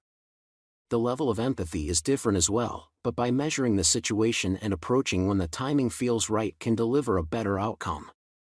Step 8. Know what to ask for. One of the biggest reasons people go without is because they don't know what they want in the first place. You have to be clear about what it is you want, or you'll end up asking for the wrong things, or worse yet, you'll just take what anyone is giving away. Remember, people normally don't want to give you what you want, especially if they still want to keep it, or what you are asking for is going to cost them in some way. But knowing what you want will also determine who to ask. On the list of things you made at the beginning of all the stuff you are going to ask for, now go back and fill in the name or names of the people who can give it to you. Who can you reach out to today? Is there one person above all the rest that can deliver on what you want to have? Then you know what to do. But you might be having second thoughts. You are thinking they'll turn you down, or worse. Chapter 10, Simple Strategies for Asking. Now, make a list of 20 things you are going to ask for today. Who are you going to ask? When? How much will you ask for? Be sure to be specific about what you want. Just asking for time off from your work isn't specific enough. You have to ask for 3 days or 3 weeks. Be sure that what you are asking for is what you really want and that it is specific. When you go to the bank to apply for a loan, you don't just say, "Give me some cash for a car." You need to state how much it is you need. Be specific. Be clear. Be confident. Now, here are 9 strategies you can practice when asking. 1. Keep track of your asking score. Here is a tactic you can use when procrastinating on doing something. A friend of mine would keep 2 jars, one full of pennies and the other empty. When he took a positive action, such as completing a simple task or asking for something, he would move 1 penny to the empty jar. It worked because that simple action of moving pennies prompted him to do something every day. He said that he wanted to see how many pennies he could fill up the empty jar with. Make a challenge with yourself and start off the beginning of the month with 2 jars, one empty and the other filled with 30 coins, or jelly beans or whatever you wish. Then every day make a goal to ask for one thing you want. It doesn't have to be anything extravagant. Regardless if you get a yes or a no, you still win. The victory is in getting to the ask stage. Beyond that, the outcome doesn't matter. 2. It's a give in, give some more. When I learned to ask more and could confidently approach people about my desires to own, be, or do something, I had a great moment of clarity. When I received, I didn't just want to get more and keep taking. This isn't what asking is all about. You have to be willing to give as much as you earn, and even more. There will come a time in your life that people will ask you for the things you want. I realized that what I received I was also willing to give away, but when I was rejected, or when I rejected myself by holding on to my ask, I was less willing and kind to share with others. My rejectionism had created a level of scarcity in me that made me unwilling to give. I held on tightly and constructed a barrier around my life. Asking was another path to freedom. It can be yours too. 3. Believe you're worth receiving it. For many years I shied away from asking for what I wanted. The reason was, I didn't think I was worthy of having it. Lacking confidence and low self-esteem, I would either take what was given to me, or learn to live with what I had. When you ask for something, you have to believe that it's yours to begin with. If you don't believe in it, then who will? One of the reasons we get turned down is because our approach is weak. If you are lacking confidence, it shows in your attitude. You can't fake it. You are more likely to make a good case if you can trust in yourself that it is yours. 4. Develop an attitude of gratitude for what you get. This isn't the same as settle for what you get. But the reality is, you might ask for $10 and receive 5. You ask for a week off and you get 5 days. You ask for a kiss and you get a handshake. We have to appreciate the fact that what we want isn't what people are always willing to offer up right away. Patience is part of the game, and if you lose your patience or turn from asking to demanding, you could end up losing everything. 5. Visualize your big ask. Visualization is a powerful technique that can prepare your mind for what it is going to do. It is so powerful that athletes, negotiators and presidents visualize the success they want to achieve and the outcome before taking action. Visualization is your mind training for taking action in the near future. If you can envision it, you can have it. Or at the very least, you can prompt your mind into taking action. World-renowned actor and comedian Jim Carrey improvised a powerful visualization technique when he was struggling as an actor in Hollywood. In 1985, Carrey, with dreams of becoming a famous actor in Hollywood, wrote himself a check for $10 million for acting services rendered. He kept it in his wallet post-dated for 10 years. Carrey later went on to be paid millions for huge blockbuster films such as Ace Ventura and Liar Liar. 6. Visualize the engagement as a positive experience. When I tried this for the first time, I would visualize the other person as becoming confrontational and angry. This created intense emotions of stress and anger. So, even when I did get up the courage to ask, I did it in a very aggressive manner. I wasn't asking but demanding. The other person, sensing this hostility, reacted in a similar state. Under these circumstances, even if you get what you want, you'll damage your relationship with that person and kill any chances of future win-win situations. You might get what you want but at a price. Visualize your asking moment as a positive, calm approach to the situation. It might not turn out the way you want it, but going in with guns blazing is a sure way to kill any negotiations. 7. Know you have nothing to lose. When you are gearing up to ask or approach someone, always tell yourself that you have nothing to lose. There is only a gain, even if you come away with a no. Asking for things is like any other skill. It improves over time. The more you do it, the better at it you get. You can only lose out by not asking. One of the obstacles that creates hesitation and prevents us from taking action is the distorted belief that, if we are turned down, it'll feel worse than death, as if we have lost something vitally important. But, as I have stated, there is nothing to lose if you take courage and do something about it. 8. Know that the rejection begins in your mind.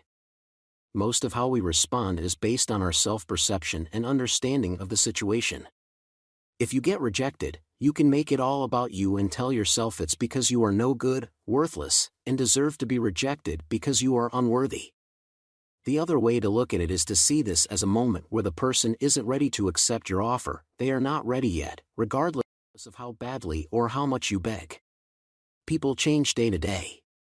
What they want one day isn't what they desire the next. If you take rejection personally, you are setting yourself up for future suffering. The rejection you labeled it as is all in your mind. You have to choose yourself in these moments and realize there will be other opportunities and circumstances to ask someone else. 9. Project your confidence. You will have a much better chance of succeeding if you ask with confidence. Ask as if you really mean it and that you have already gotten a yes.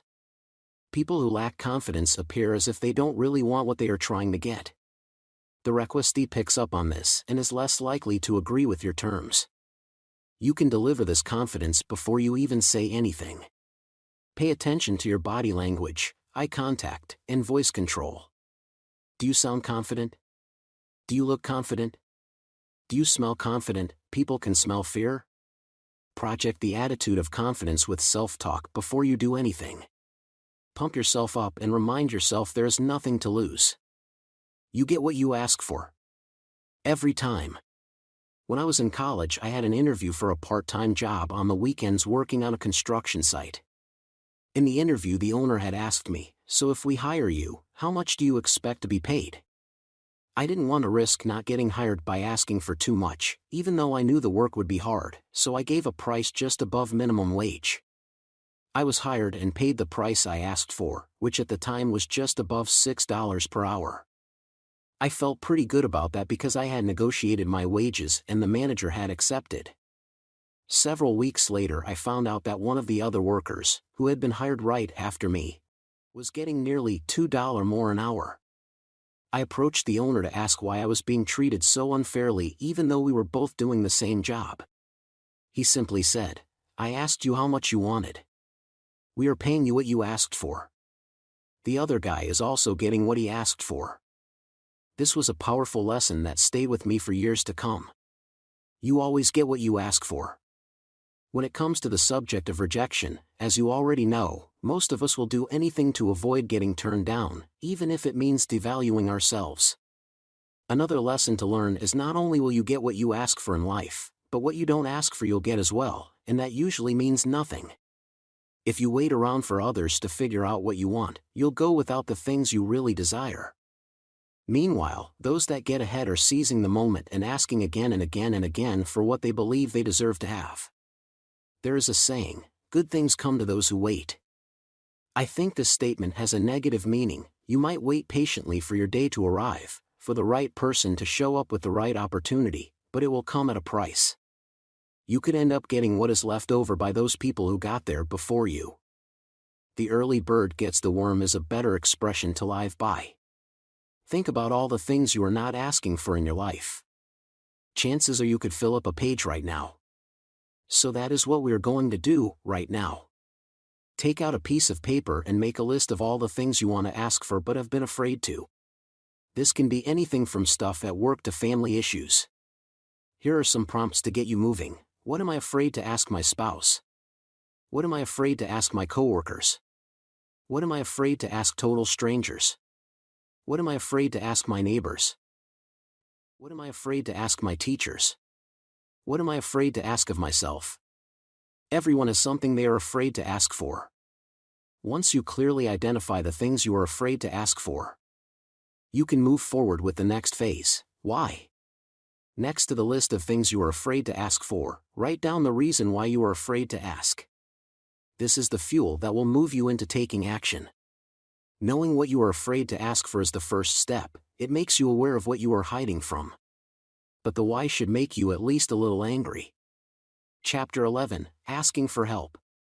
When it comes to asking for help, there is a certain level of resistance that stands between you and the person you are reaching out to. When you ask another person to help you, you are leaving yourself completely vulnerable. It feels like you are giving the other party permission to take full advantage of you. How terrifying. What if they say no? What if they tell you that you're just not good enough to be helped? These sound like crazy responses to a reasonable request. Hey, would you mind giving me a hand? But rejection plays crazy games with the mind.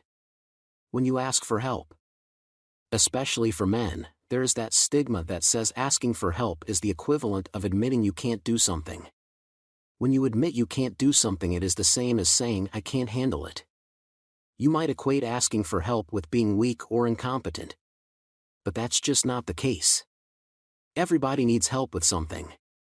And most people need help every day, but they won't ask for it. I can remember walking around in the large city of Tokyo once, looking for a certain spot. When it was obvious how lost I was, I had no other choice but to stop someone and ask for directions. Before I did, this is what was going through my mind. What if they don't stop? What if they laugh? What if they say, sorry, can't help you? It sounds over the top, but this is how the rejectee thinks. We run through a list of possible scenarios that lead to the worst-case scenario in every situation. And it always comes back to the same thing. What if I get rejected? It will shatter me. So what did I do? I did ask someone. The first person didn't stop. The next person I asked did. Not only did they tell me where the place was, they went out of their way to show me personally right to the front door. Where would I have ended up if I hadn't asked? Lost and confused and kicking myself for not asking. Asking for help, as terrifying as it can seem, is perfectly natural. In fact, when I think about it, I was always happy in any situation to lend a hand myself when someone needed help. It was a chance to be of service to another human being. By giving, you will receive every time, and if you don't receive anything, you are still ahead of the game. You see, I was always afraid of asking anyone for anything. If I needed help with something, I would figure out a way so that I didn't have to ask. If someone saw me struggling, I would tell him or her, it's okay, I got this. But the reality is, I wanted their help, I just couldn't admit it. I was always terrified that if I accepted help from someone, I would owe him or her something, and I'd never be able to pay it back. I didn't want to appear needy or incompetent. So go ahead, ask someone for help. and better yet, offer to help someone if it looks like they need help. Not everyone will ask for it and may even refuse it if you try to give it to them. Here are some things you can start with. Ask someone to help you fix your car. Ask someone to help you lift something. Ask someone to help you with your homework. Ask someone to help you solve a difficult problem. Ask someone to show you the way to the hotel because you're lost. Ask someone to lend you some money because you forgot your wallet today. Ask someone to help you carry something heavy. So, what help are you going to ask someone to help you with? Now it is up to you. Draft up 20 ideas of things to ask for this week. You can also reflect on last week and come up with ideas on things you could have asked for but didn't. Chances are they will come up again. One more exercise you can try is a self-analysis practice. Look at areas of your life that you are terrified to approach. This could be in a relationship or a situation at work. Maybe you can't handle asking people for help no matter what. You fear looking stupid. Take note of the areas you retreat from. Then, choose one of your fears and focus on it. Think about how you are going to ask for this one thing. Feel the fear as it works its way through you. How will you ask for this? Who will you ask? When will you ask? So, here's my simple system for asking for what you want. Write down in a notebook or Evernote the one thing you really want. Make a short list of 3 people who could provide this. Write down the benefit you are providing by asking them for what you desire to have. Ask confidently, as if it is already yours. Be respectful of their decision if it doesn't turn out the way you wanted. And, finally, let go of any expectations. You can make a massive difference in your life by asking the right people for the right things at the right time. Commit to asking for at least one thing you desire once a day. This can be something you want for yourself, or better yet, help someone else to obtain something they want. Section Recap. As we learned, nothing happens in life unless you really want it. If you want it, you have to get out there and tell people. We can do this by asking for what is important. Now, think very carefully about the one thing you want right now but you're holding back on asking for it. How are you going to ask? Who are you going to ask? Where are you going to ask? To make it happen, there has to be a plan. You need to decide what, where, and who. When you know this, half the work is already finished. Create a benefits chart. Why asking pays. Create a benefits chart. On one side, you are going to list the benefits of not asking. On the other side, list the gains of asking. This is your win-win chart. Measure up both sides and see just how rejection is keeping you stuck. What you can do is write down exactly what you want to ask for, and then how you are going to do it. How will you ask? What will you say? When will you ask for this? Interview yourself and get pumped up and excited about asking for the things you deserve and desire. Part 3. The Power of Desensitization. When you're not putting yourself out there, you're rejecting yourself by default. Jia Jiang. Rejection Proof. Chapter 12. Desensitization and the flooding process. Desensitizing the pain of rejection by putting yourself out there. You think you are protecting yourself when you avoid situations that are potentially harmful to your ego, confidence, and pride. In fact, what appears as a protective cocoon really ends up becoming a personal prison created not to protect you but to isolate your fear from experiencing what it needs to in order to step out of the way. In this final section of the book, we are taking a look at how desensitization works and how to put it into action so you can numb your fear of getting rejected. In psychology, desensitization is defined as the diminished emotional responsiveness to a negative or aversive stimulus after repeated exposure to it.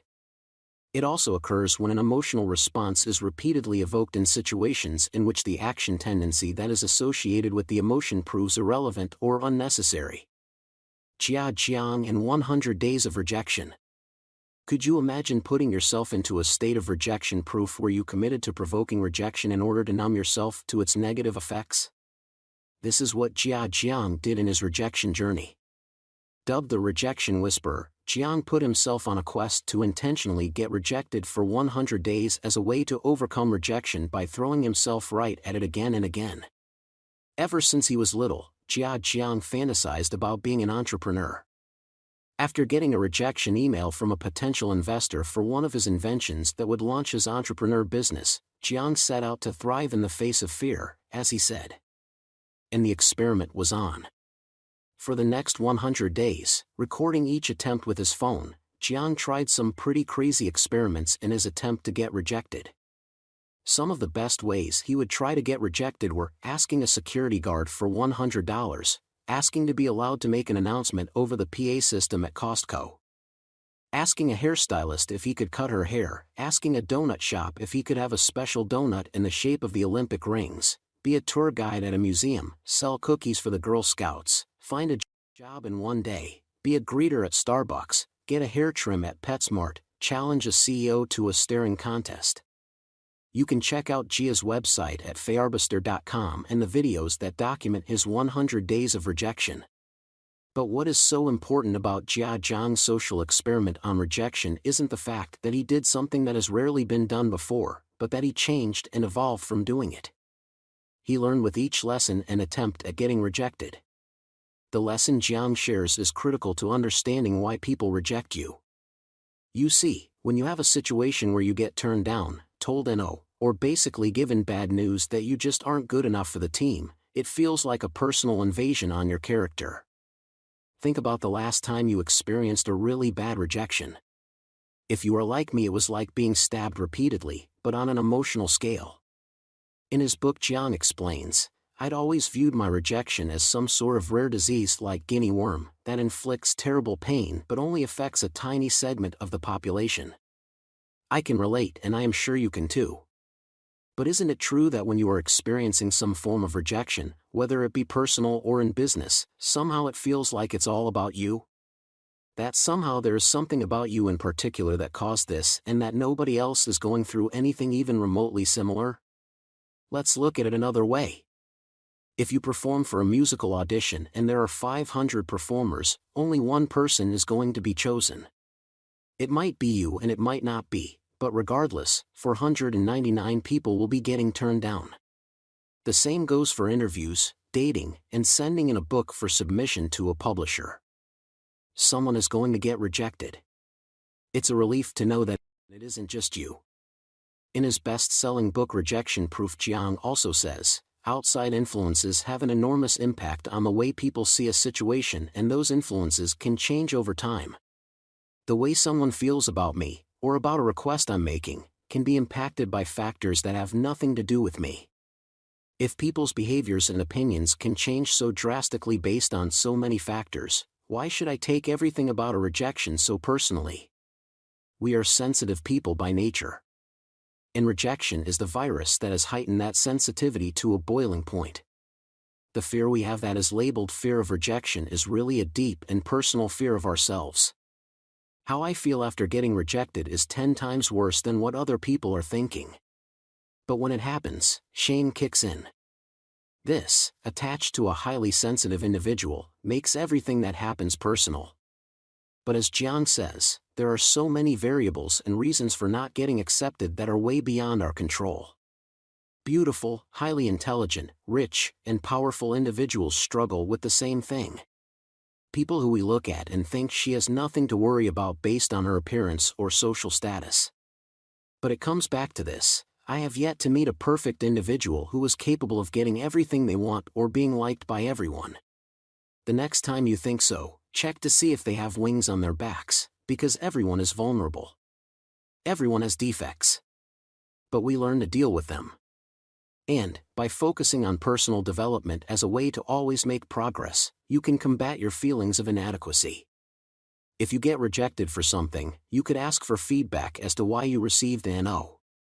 By getting feedback and understanding more the reason for the decision, you can use that information to focus on tightening up a weak spot. I wouldn't go out and get plastic surgery if someone doesn't like the way I look, but if it is a skill I can improve on, such as public speaking, there are always ways to make it better. You might feed these lies to yourself: I was rejected because I'm ugly. I was rejected because I'm not smart enough for this. I was rejected because I can't be loved. The list of lies goes on. But none of them are true. So how do we get to the point in our lives where we can move beyond this illusion and start to feel better about who we are? You already know the answer. From the beginning of this book we discussed how to choose yourself above any situation, how to tackle tough moments where failure was imminent, and how to ask for what you want as a way of breaking that barrier. But here is the thing. It isn't the fear of people that is the problem. For years I always thought that people were the problem, and if I could just figure them out I'd be less fearful of criticism and judgment. But it wasn't that. Rejection rarely has anything to do with anyone else and more to do with how we feel about ourselves. As John said, the judgments and decisions people make are based on their feelings, attitude, needs, and wants in the moment. If you don't have what they are looking for, they'll find someone who does. Understanding this one concept cuts our fear in half. When you look at it this way, you could say that rejection doesn't actually exist. It is a self-created condition that is rarely controlled by anyone else except yourself. Chapter 13, Getting Desensitized to Rejection Pain. When I finished high school I had a job in construction. Most of the work we did was outside. In the winter the temperature dropped to about -15 or 20. Those are cold conditions to be spending 6 hours a day outdoors working. But after a few days you got used to it, the first couple of days feeling that cold was intense, but over the course of a few days you never thought about it. You'll get used to the conditions you are exposed to over a certain period of time, and your body will condition itself to adverse situations after a certain length of exposure. Even today, nearly 20 years later, the cold doesn't bother me as much as most people I know. My exposure to harsh temperatures toughened up my mindset toward adverse conditions. The same principle works for most things we fear, including rejection. We fear what we least understand, and if you are struggling with your personal rejectee issues, it is because you have been avoiding placing yourself in the path of direct fire. In other words, what we run from doesn't disappear, it buries itself deeper. That which you resist, persists. Facing and defeating rejection works in a similar way. You can reduce its power by conditioning yourself through exposure to rejection. This is what it means to desensitize yourself. Desensitizing yourself to the fear of rejection is about taking action toward the events or situations that you fear the most. Desensitization is practiced through conditioning your mind with repeated attempts at getting rejected. Based on respondent conditioning, it is a form of behavioral therapy used by psychiatrists to help people overcome deep fears and phobias. Also known as flooding, this type of practice can be used to condition yourself for rejection. As we discussed earlier, Jia Jiang gives an amazing account of how he put himself out there to purposely get rejected over the course of 100 days. His purpose was to get so used to being rejected that he no longer felt anything about it. There is a lesson to be learned here that states, what we do repeatedly becomes second nature. This would also be called rejection mastery. You get so used to it that soon it is no longer an issue. Another interesting experiment that I tested is called rejection therapy, created by entrepreneur Jason Cumley. The rules of the game go like this: you must be rejected by one person at least once a day. To be specific, you have to be rejected, not just try to be, but to do something that gets you turned down. If you get out there and give it a shot but your attempt at rejection fails, it doesn't count. Getting rejected is success in this rejection therapy game. If your rejection is accepted, you can take it that you didn't ask for enough. You can check out Jason's rejection game at rejectiontherapy.com and take the 30-day rejection day challenge. Can you imagine how you would feel after 30 days, or even just after 1 week, if you purposely put yourself in a position that challenged your comfort zone and pushed your fear of being told no to the very edge? This is what desensitization is all about. You have been buying into rejection because, like most people, you spent most of your life trying to avoid it. By hiding from it and protecting yourself, you become weaker, not stronger. Don't you think it's time to do something about this? I know I do. If you check out Jason Cumley's site, he has a set of cards you can purchase so you can start playing the game. I challenge you to give it a shot. What you can do right now is make a list of all the crazy ways you can get rejected. This can be a simple request. Start out small if you want to. Build up to it. Let yourself get desensitized in small steps each day. Every day try and push the envelope a little further. See how many ideas you can come up with. Then, at the start of each morning, choose the one you are going to implement today. You can make up your own rules for this, too. You can do it the rejection therapy way and count it as a success only if you get rejected, or you can give yourself credit for trying it regardless of the outcome. Create your own rejection challenge. What ideas can you come up with to desensitize and reduce your fear of rejection? Here are some things I have tried. I stopped a woman on the street and asked if I could walk her dog. Result, she said no and kept walking. Well, actually she was trotting away very quickly. I went to a computer shop and asked if I could borrow a computer for the weekend because mine had broken. Result, they said no, but that I could buy a second-hand computer for a very low price, at their store of course. I asked someone I didn't know if I could stay at their house for a week because mine was being renovated. Result, they said no but offered to help me find a cheap hotel. I asked the police if I could take a ride with them in the patrol car. Result, they said no but that if I went to the station and filed a request it would probably be granted. I didn't do that because I knew it was a no-brainer, but I asked something I never would have tried before playing the game. I went to an all-female yoga studio and asked to join up. Result, they said no, of course, but did direct me to a yoga studio for men and women. Now, why don't you challenge yourself to giving it a try? See how many situations you can come up with where you are putting yourself in a situation with the possibility of being rejected. Check out what Jia has done with his experiments, and also I would encourage you to go to rejection therapy and join in the challenge. Chapter 14, No More Excuses. You need to take some small risk of the ego or else you'll stay where you are. If you don't, you'll have nobody to blame but yourself. Small steps make real progress over time. Taking no steps keeps you stuck. Even if you make small progress every day, it's still better than the other 99% of the people out there who are doing nothing. Most people talk about the things they want to do, and they end up making excuses as to why they can't do them. Excuses are another way we keep ourselves trapped. You can free yourself by throwing out outdated reasoning that feeds the lies of what you can or cannot do. I'll do it when I have enough time. I'll do it when I save more money. I'll do it after I finish school. I'll do it when the kids are gone. But those some days never come, and in the end, they live meager lives and forsake their dreams, casting aside everything for the hope of something that never comes. Excuses reinforce rejection. We make excuses because we fear negative consequences. What if it doesn't work out? What if they don't approve my application? What if I don't finish what I started? What if I get stuck?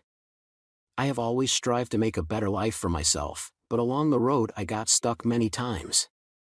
I stayed stuck for many years, stuck in jobs, wasting time in dead-end relationships, hooked into various addictions, and spending my life like someone who didn't care very much for themselves. I wasn't just killing time, but I was killing myself, and my life. The bottom line, you owe yourself to live big. There is no satisfaction in living small and staying hidden from the world. You can put yourself out there by choosing who you want to be, and accepting who you presently are. There are no more lies or illusions when you decide to take charge of your life. When you choose to not believe in the lies, you are taking affirmative action toward an inner healing. You stop playing the victim and take charge. You can only do this if you make a conscious decision to evolve beyond your present state, which may be giving into your weaker state that keeps you stuck and trapped. Put yourself out there. Take a chance and speak to strangers. Do the things you never tried. What do you have to lose? You see, one of the things that hold us back is in believing there is something to lose in taking a risk. You are on a mission to engage in the total human experience by throwing it all on the line. Try the things that you are afraid of doing. You're not going to lose anything, I swear. You will only gain from it, even if you fail or are turned down. Don't focus on the outcome. Drop your expectations. Expecting everything to work out is going to scare you into not doing anything. You'll suffer from action paralysis. Here are some examples.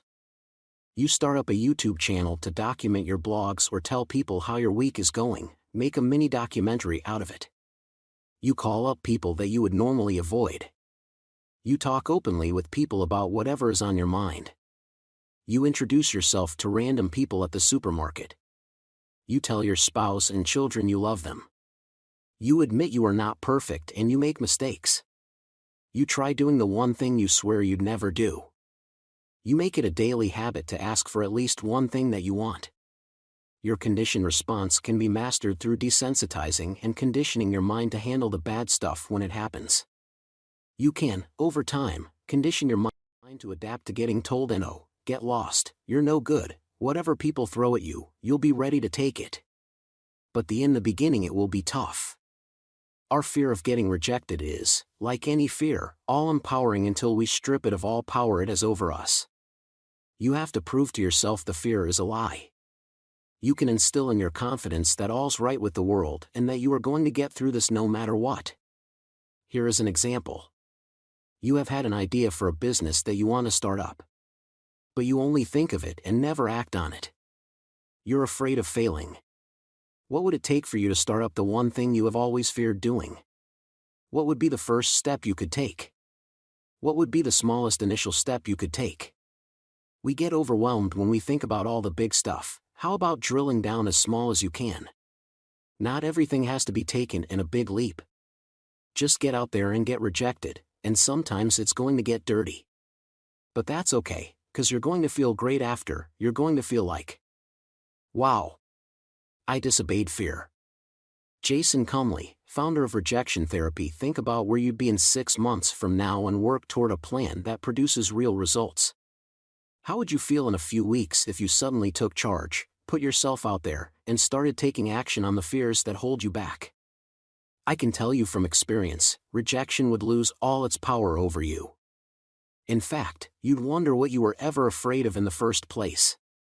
But you have to start with something.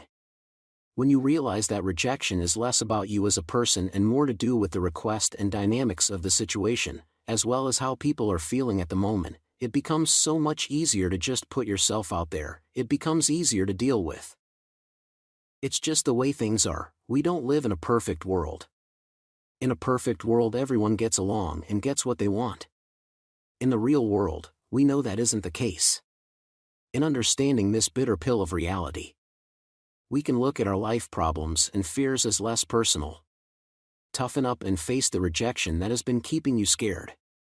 For the most part, rejection is nothing more than an emotional response to a situation that you disapprove of or disapproves of you. Action Plan, the 60-day Rejected on Purpose Challenge. Here is what you are going to do. If you follow this system, within a few days and the weeks to come you are going to see that the rejection is only alive within you. It exists nowhere else. Nobody can reject you better than you can do it to yourself. Make a list of all the things you avoid because of your rejectionism. Now that you have your list, you're going to start doing these things. What would you do first if you knew that you couldn't be rejected? A mentor of mine suggested this, and it was a miracle step. I had never done it before, but after completing this simple action step, it was easy to look and see what I could actually do to overcome my rejected self. It was like a roadmap I had created, a checklist of sorts where I could go down the list and start checking things off as I did them.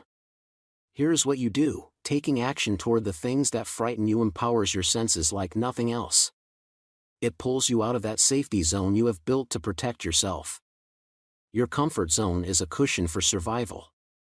Sometimes we need the protection it offers, but most of the time we stay there and never make progress.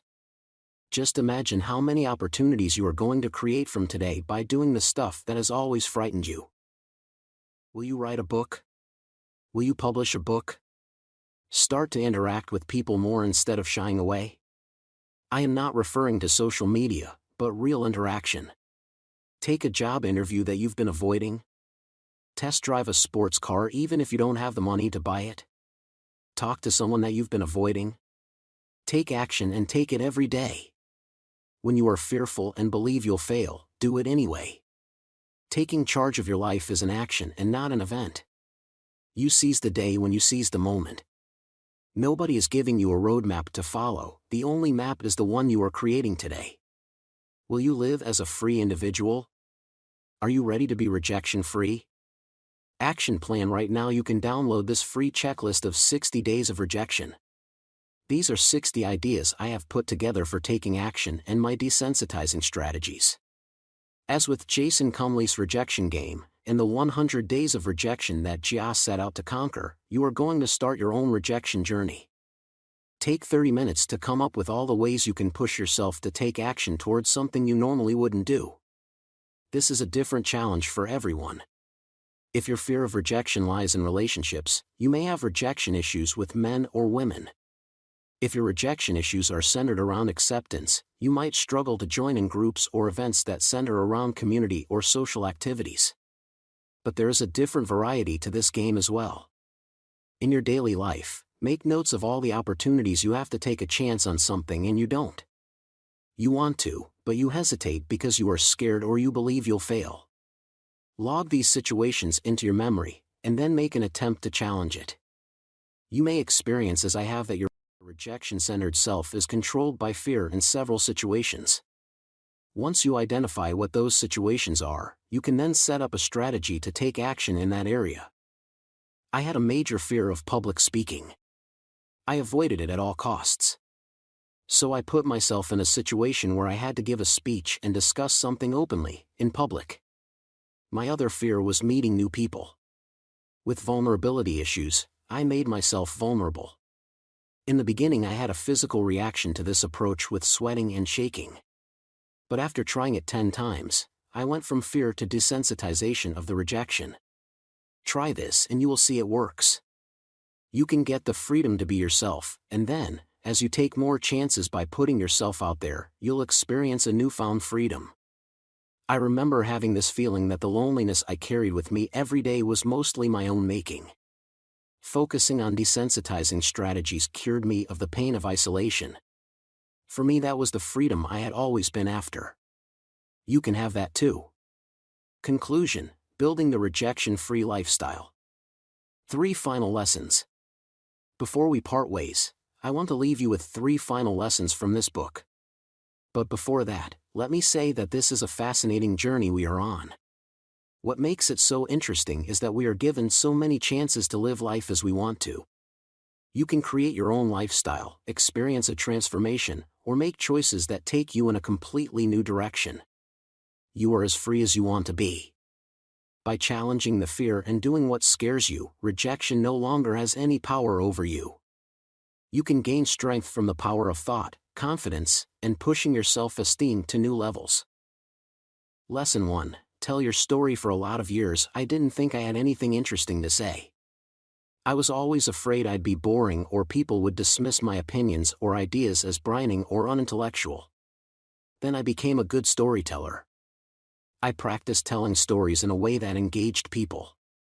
I did this not so that I could be more popular or get all the attention. I did it because I genuinely like people and want to share my own life lessons.